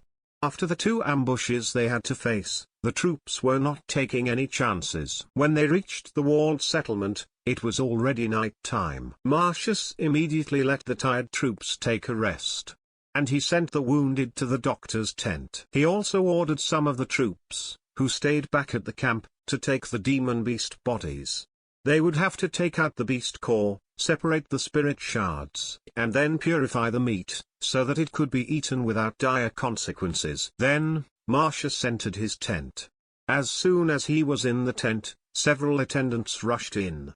And they began cleaning, applying medicine and dressing up Marcius's shoulder wound. As he sat there, letting people fuss over his injuries, Marcius listened to the reports of the situation back at the camp while he was away. The person who was giving him the detailed reports was called Dorosagan. He was one of the 23 cultivators with spirit beasts who accompanied Marcius in this expedition. He was not the strongest out of all the 23 cultivators, but he was the most capable. Marcius wanted people who were loyal solely to him. And thus, he planned to train them from the scratch. There is no serious problem that warrants young master's attention. We finished the construction of the walls into the late evening. The towers are also finished, but they are not as high as we would have wanted. If we are to continue the construction, it will get really dark. So, I ordered the construction to pause and instead create a makeshift area for watchmen at the very top of the incomplete towers. Although, I have to add extra garrison to make up for the incomplete defenses, I believe as we finish adding extra height to the towers tomorrow, the number of garrisons will eventually balance out. Toros reported. There were also reports of several sighting of wildlife at the edge of the forest. But none of them were actually dangerous. And there were no attacks. As Toros finished his report, the attendants also finished taking care of Marcius's wounds. Good job. Maricus complimented the man as he stood up. He walked towards the table in the middle of the tent to have a drink. He took the wine bottle and poured himself a glass. Leon and Sir Janus will be busy with managing the soldiers and preparing for tomorrow's trip into the forest. So, I want you to take care of the demon beast bodies. Take as much help as you need. I want the bodies properly handled. Purify the meat and give it to the cook to prepare a feast for tonight. For the beast cores and spirit shards, bring them to me. This one obeys, young master. Taurus gave a military salute and left the tent. When the demon beasts died, they left three things behind. They were the beast cores, spirit shards and the meat itself. The beast cores represented the level of strength demon beasts possessed. They were the concentration of spirit energy within the creature's body.